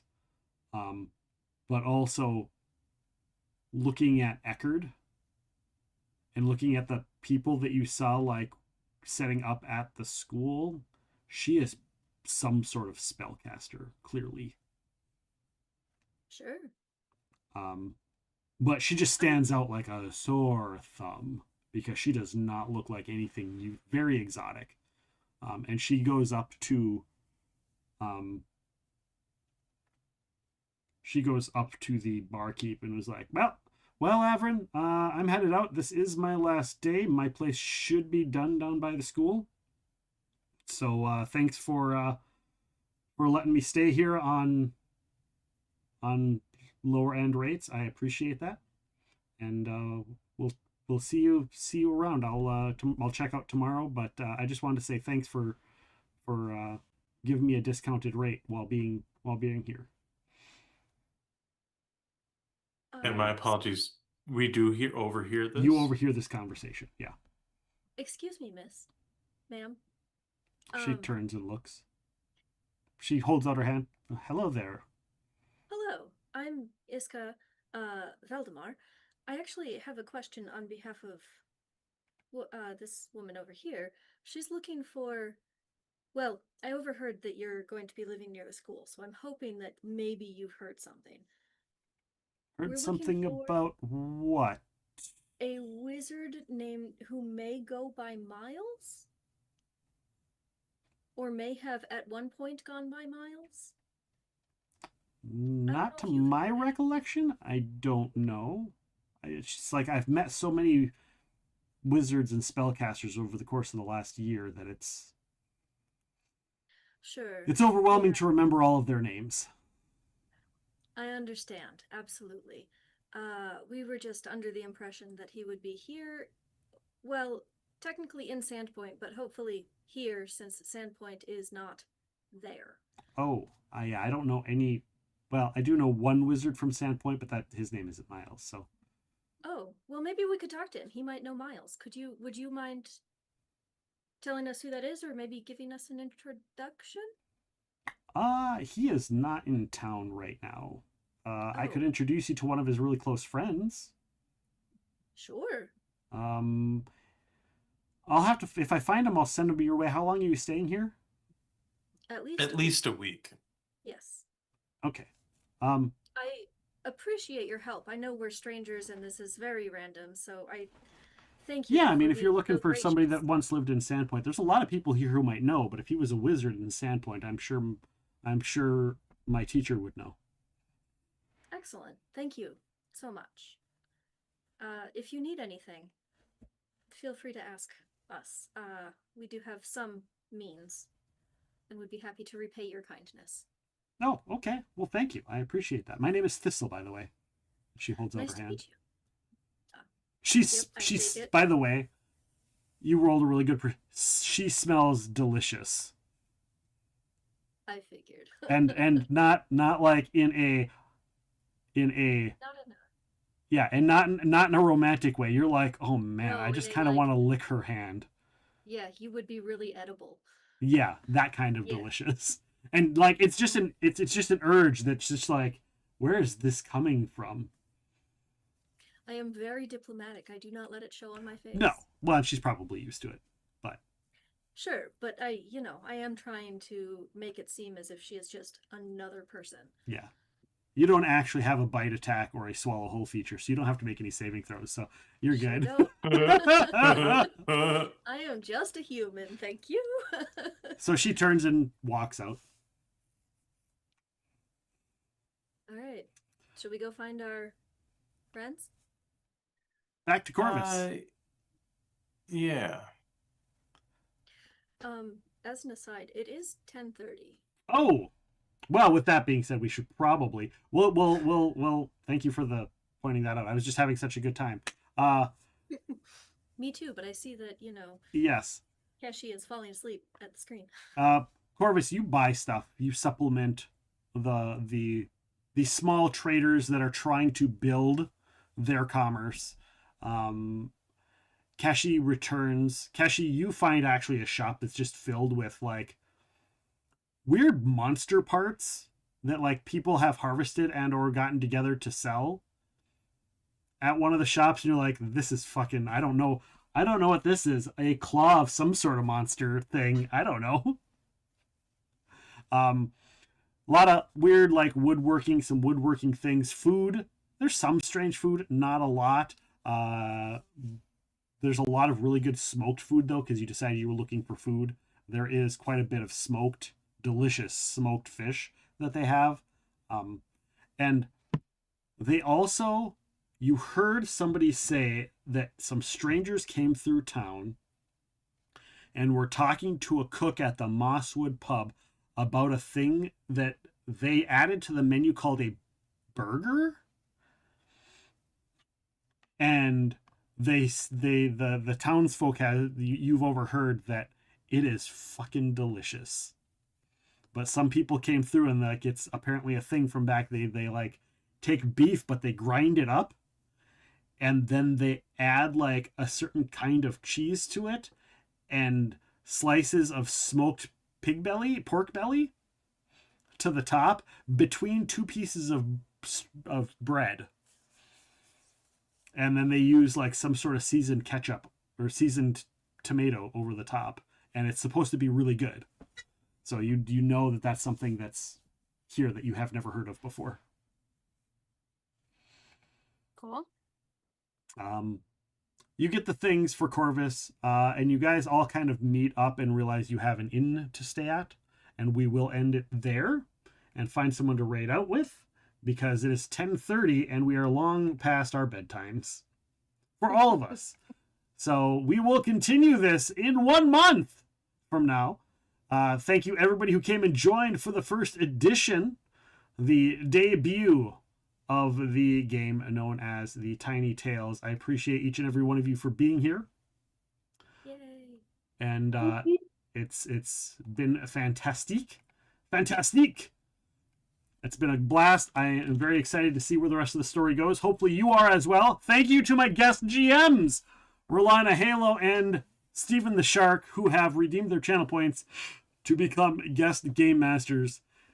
Thank you for the hype trains. Thank you for the gift subs. Thank you for everything, guys. Thank you so much. We'll be back with some video gaming tomorrow at around noon Central. Again, if any of you want to play in a Tiny Tales adventure, please go into the Discord and sign up. Fill out the little sheet and sign up there. Make sure you have a chance at joining us for a future episode of Tiny Tales. Thank you, guys. Good night and take care, everyone. Where's my button? Where's that? They're all new.